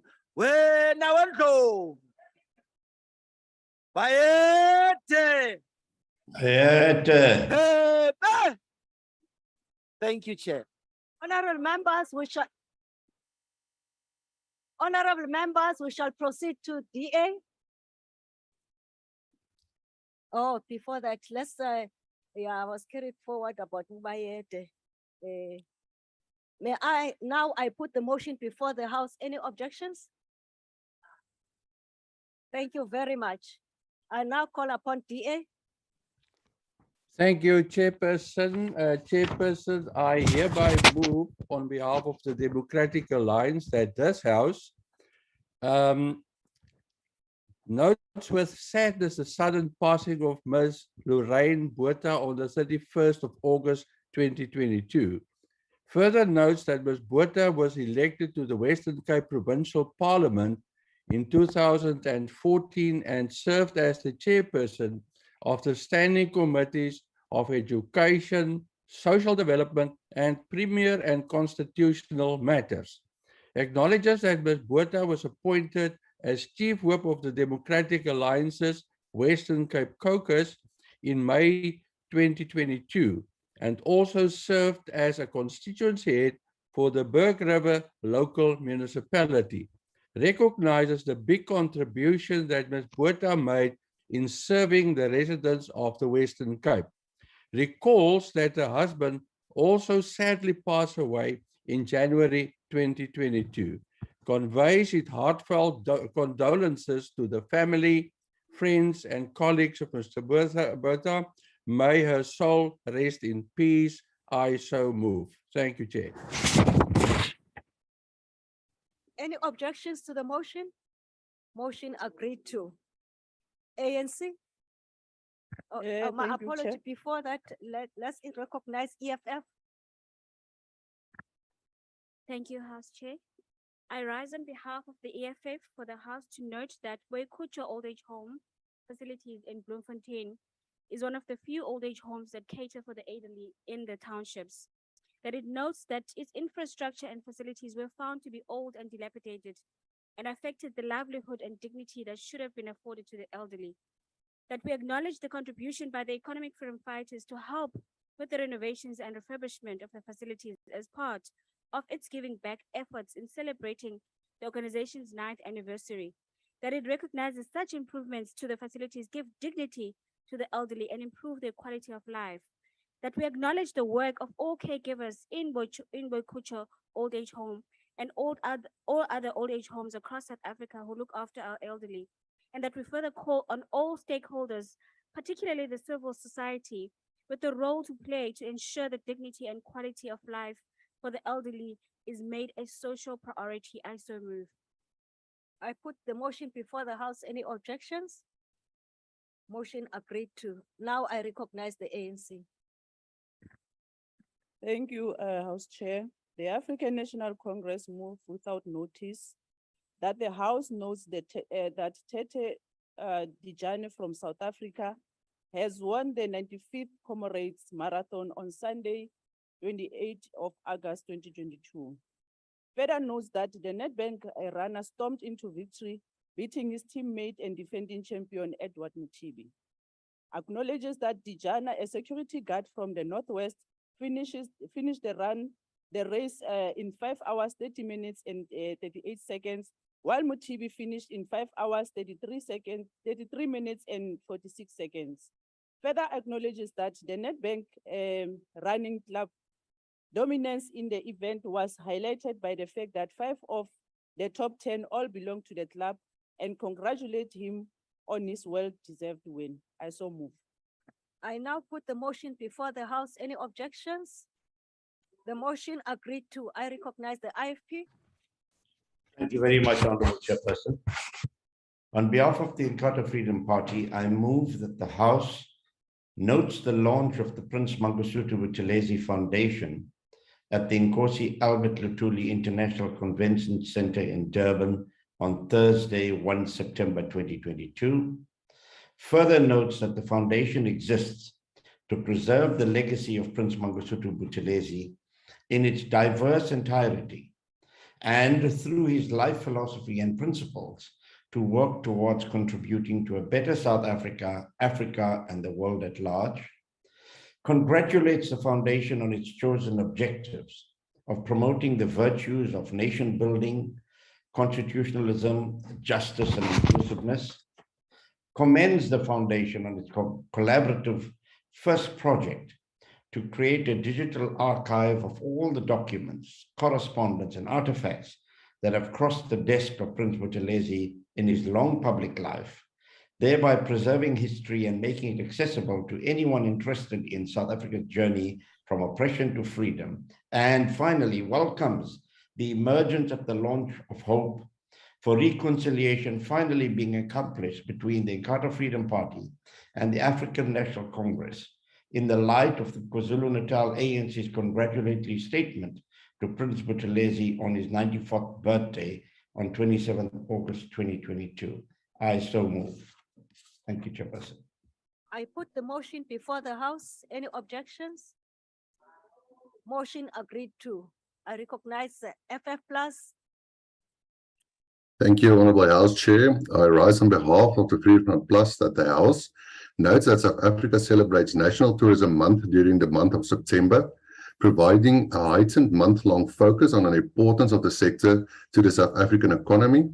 Further notes that International Tourism Day is celebrated annually on 27 September 2022, as had been done each year since 1980, and that the theme of this year's celebration is Rethinking Tourism, with an emphasis on a highlight and shift towards tourism being recognized as a crucial pillar of development.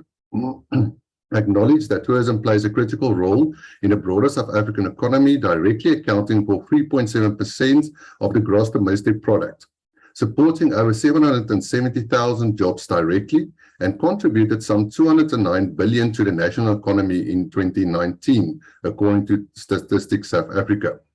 Further notes that the outbreak of the COVID-19 pandemic had a significant impact on the South African tourism industry, mainly due to the lockdown and travel restrictions that were imposed, resulting in an estimated decrease of 71% of tourists during the COVID pandemic, and subsequently closure of large number of tourism-related businesses and hundreds and thousands job losses. Acknowledges that the government has implemented its tourism sector recovery plan, reaffirming tourism position as a major contributor to the South African economy and its envisaged role in the broader economic reconstruction and recovery effort.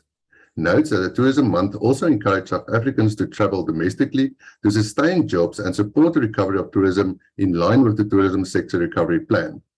Resolves to urge government to make more resources available Thank you, Honourable Member. to the tourism industry. time is With up. 20 years of Thank you. grace. Thank you, so I so moved. Thank you, Chair. I put the motion before the House. Any objections? Motion agreed to. I now recognize the ANC.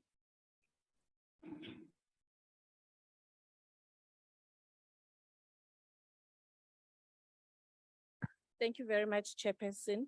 The African National Congress moves without notice that the House notes that Banyana Banyana were crowned champions of Africa after winning the Women's African Cup of Nations in Morocco on Saturday, 23 July 2022. Further notes that the new queens of the continent earned a hard-fought victory against a determined Moroccan outfit who were eager to raise the trophy in front of a 52,000-strong home crowd. Recalls that Banyana Banyana had been denied victory in 5 previous Women's AFCON finals, and at the 2022 edition, tasted glory for the first time in the history of the national senior women's team. Remembers that on their road to win the gold medal, they defeated tournament's favorite Nigeria before seeing off Burundi, Botswana, Tunisia, and Zambia, and congratulates Banyana Banyana on their wonderful victory. They remain the champions of Africa. Thank you, House Chair. I put the motion before the House. Any objections? Motion agreed to. I now recognize ACDP. Thank you, Chairperson. I move without notice that the House notes with great sadness the passing of Nicole Mini, a 21-year-old pilot from Oudtshoorn in the Klein Karoo, who tragically died with 4 German passengers in a horrific air crash on the banks of the Zambezi River in Namibia on Tuesday, the 30th of August. I also note that according to examrevolution.com, Nicole was a careful student who had passed her CPL radio aids exam in record time with 97% within 6 minutes, an average of 12 seconds per question. Also notes that this special young lady will be missed by her friends, family, and colleagues. Further notes that her passion and love for her flying aircraft will live on in her absence, and conveys our deep and heartfelt condolences to the Mini family. On behalf of the ACDP, I so move. I put the motion before the House. Any objections? Motion agreed to. I recognize UDM.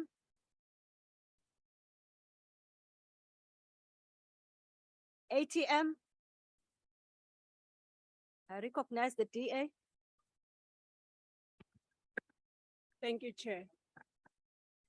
I hereby move on behalf of the Democratic Alliance that this House notes with sadness the untimely and tragic passing of the renowned environmental scientist, agronomist, researcher, entrepreneur, and founder of Black Women in Science, Ms. Ndoni Mkhunu, on 16 April 2022. Further notes that Ms. Mkhunu has been described as a powerhouse and a force to be reckoned with at a global scale. She is renowned for African solutions to climate change in exposing youth to science and empowering young women. Appreciate Ms. Mkhunu's achievements, as she has been listed in the top 50 most inspiring women in technology in South Africa, and recognized as one of the 40 under 40 African leaders for climate resilience in 2019. Acknowledges that Ms. Mkhunu also had a global presence, where she worked as part of the Secretariat Development Team at South North for the Adaptation Research Alliance, and became a regular feature in international media. Further notes that Ms. Mkhunu obtained doctoral degrees from the Stellenbosch University and the University of Witwatersrand, and was an alumnus of the African Doctoral Academy.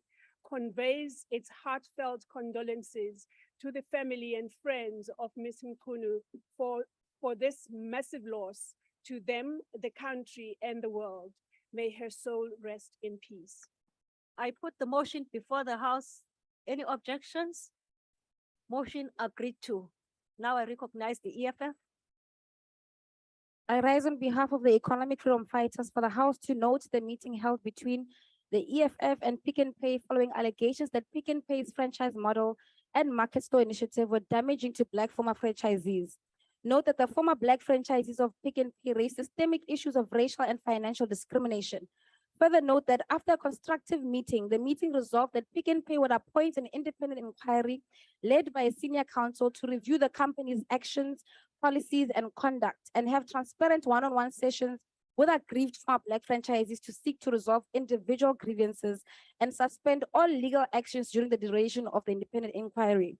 Welcome the constructive engagement and appreciation by Pick n Pay that the allegations raised by the former Black franchisees require urgent attention and the commitment to the process of transparent and meaningful engagement.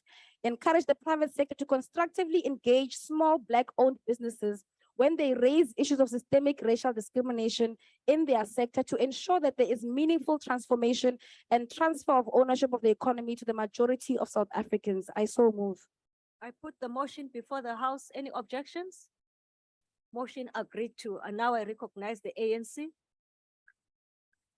Thank you, House Chair. The African National Congress moved without notice that the House notes with sadness the passing on of the legendary Kwaito star Tukulo Makesh Chabalala, a member of South African famous Kwaito group TKZ, on Monday, 15th August 2022 at the age of 45.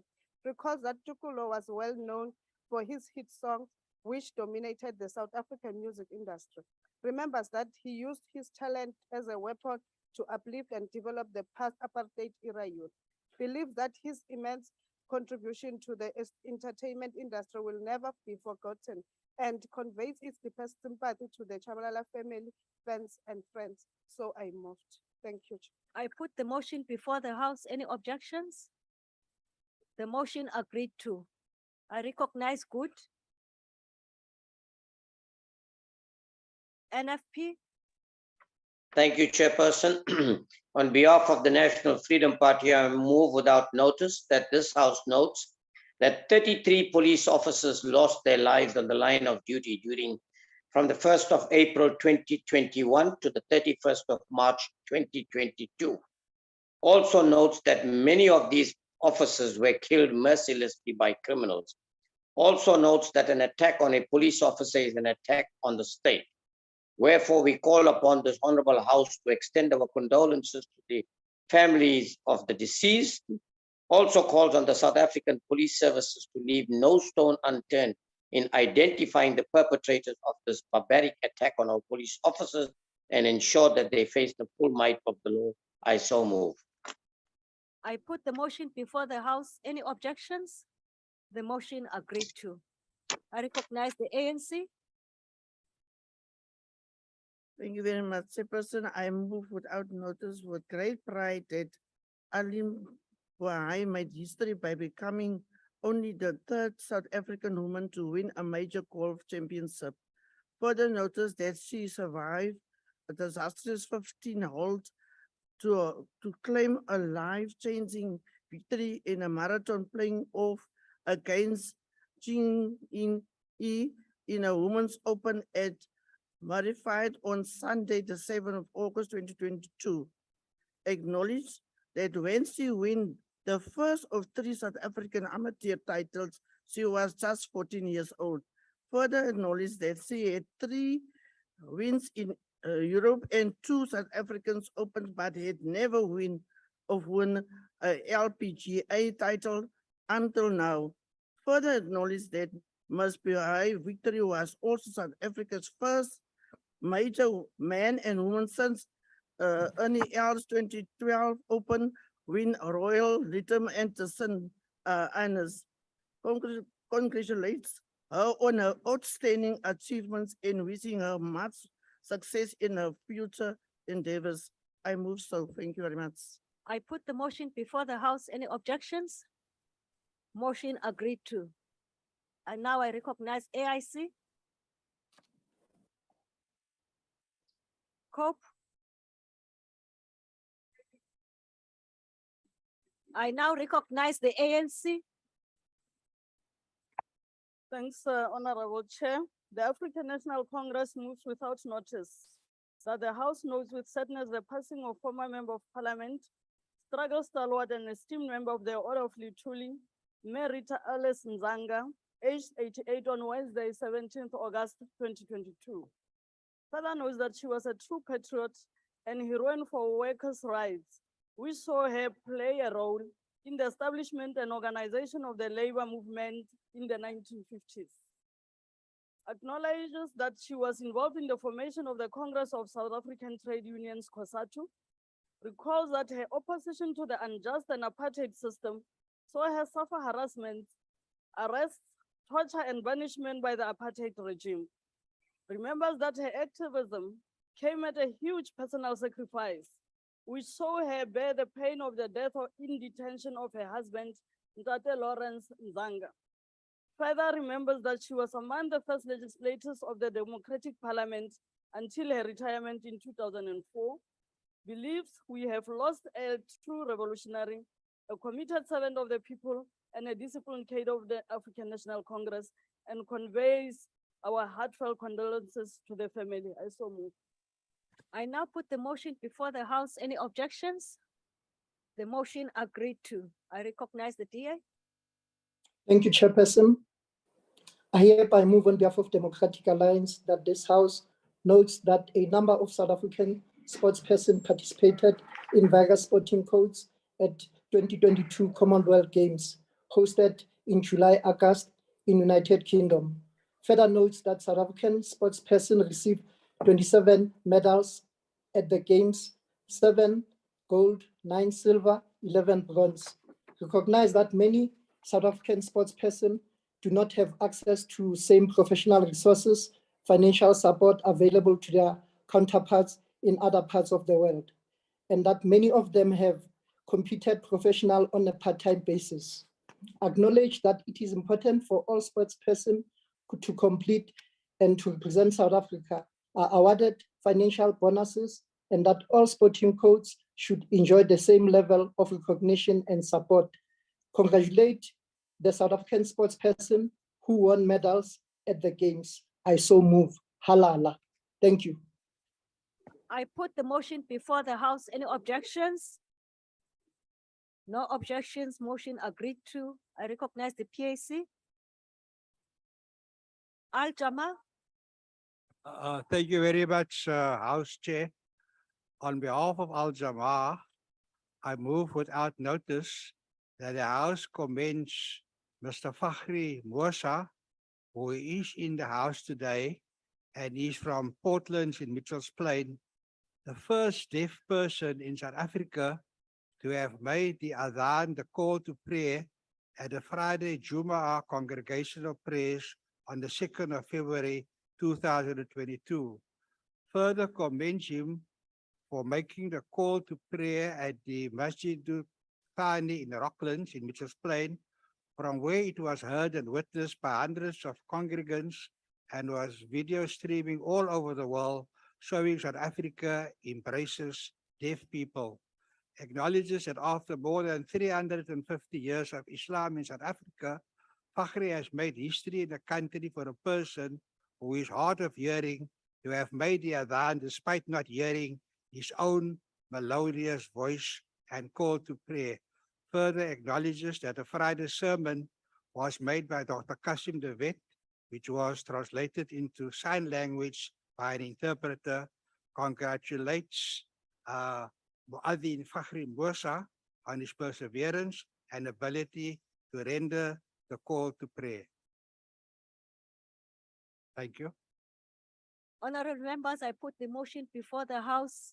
No objections, the motion agreed to. I now recognize the ANC. Thank you very much, House Chairperson. The African National Congress moves without notice that the House notes with sadness the passing on of the ANC Deputy Secretary General and an anti-apartheid activist, Yasmin Jessie Duarte, at the age of 69 on Sunday, the 17th of July, 2022.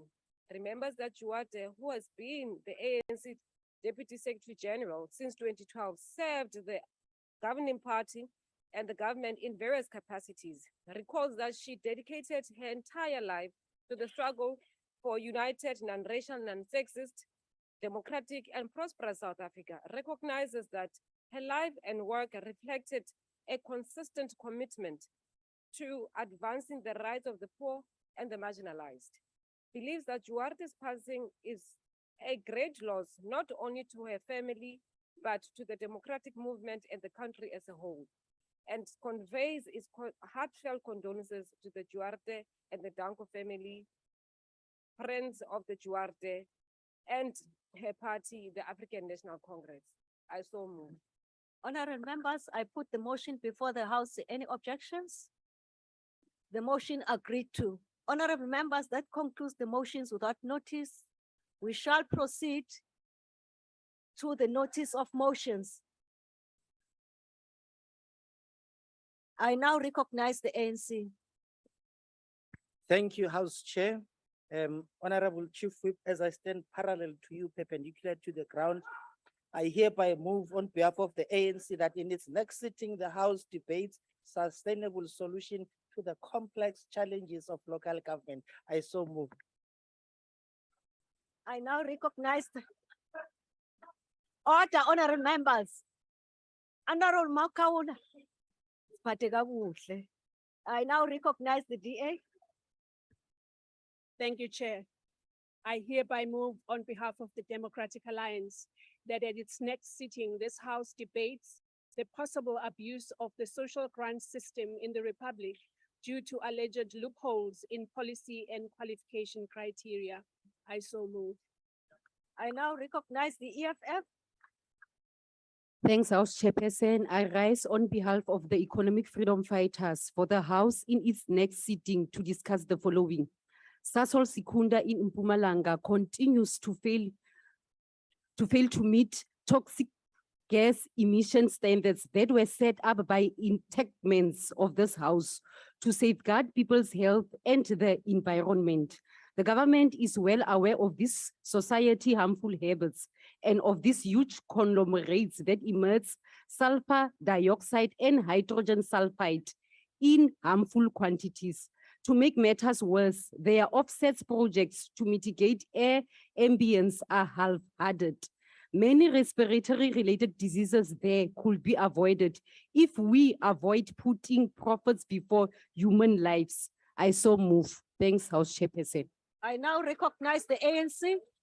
ANC. Thanks, House Chair.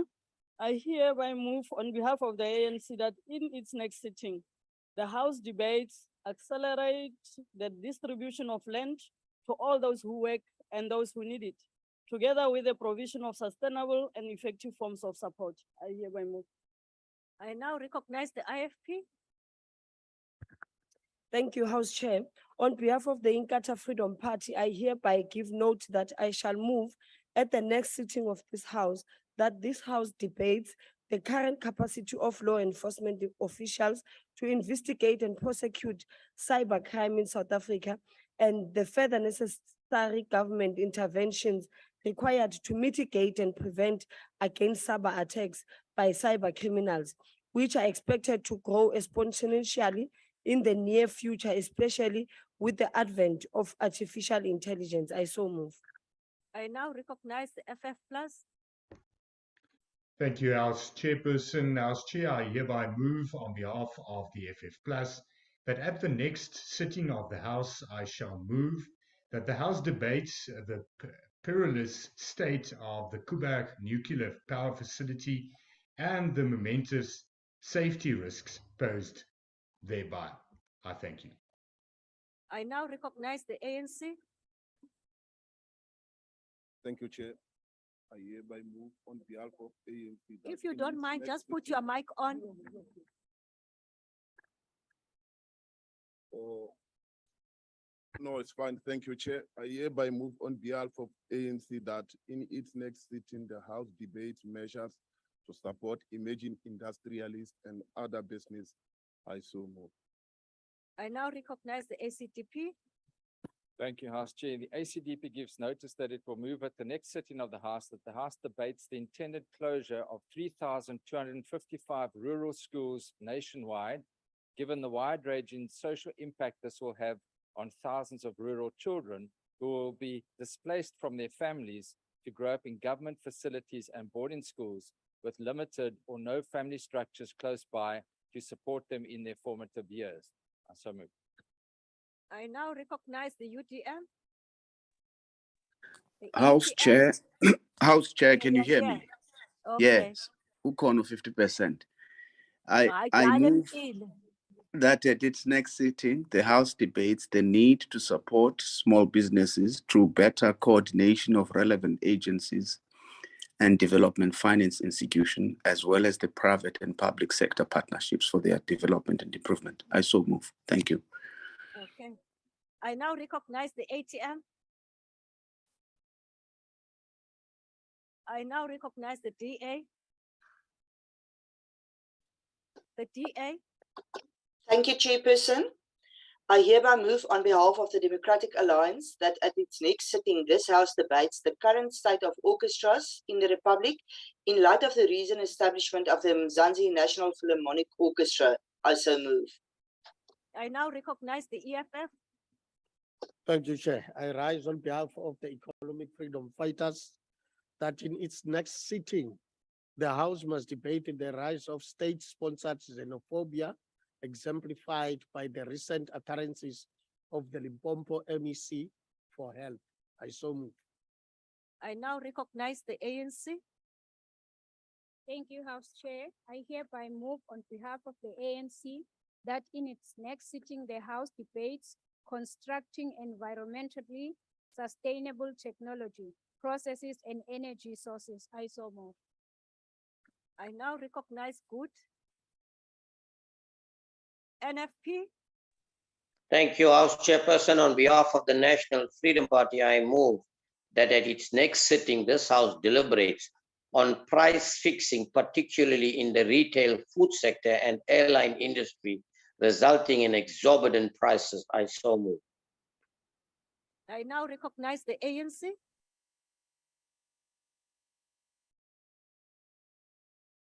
Thank you very much, House Chair. I hereby move on behalf of the ANC that in its next sitting, the House debates strengthening the public order policing unit and working to re-establish community policing forums. I so move. AIC. COPE.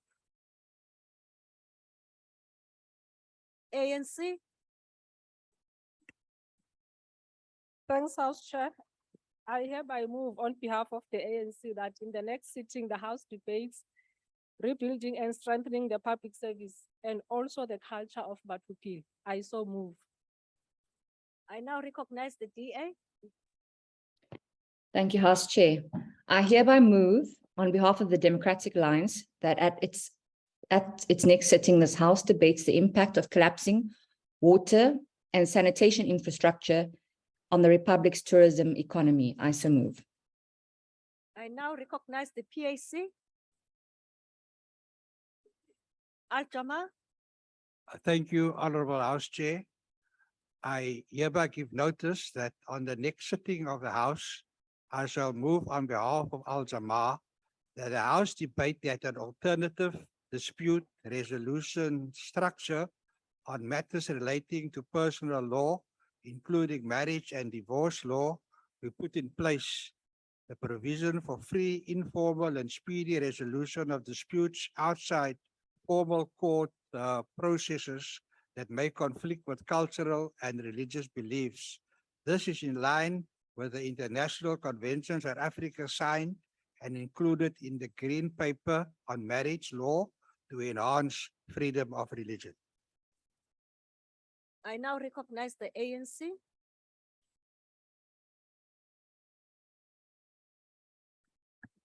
Thank you, Chair.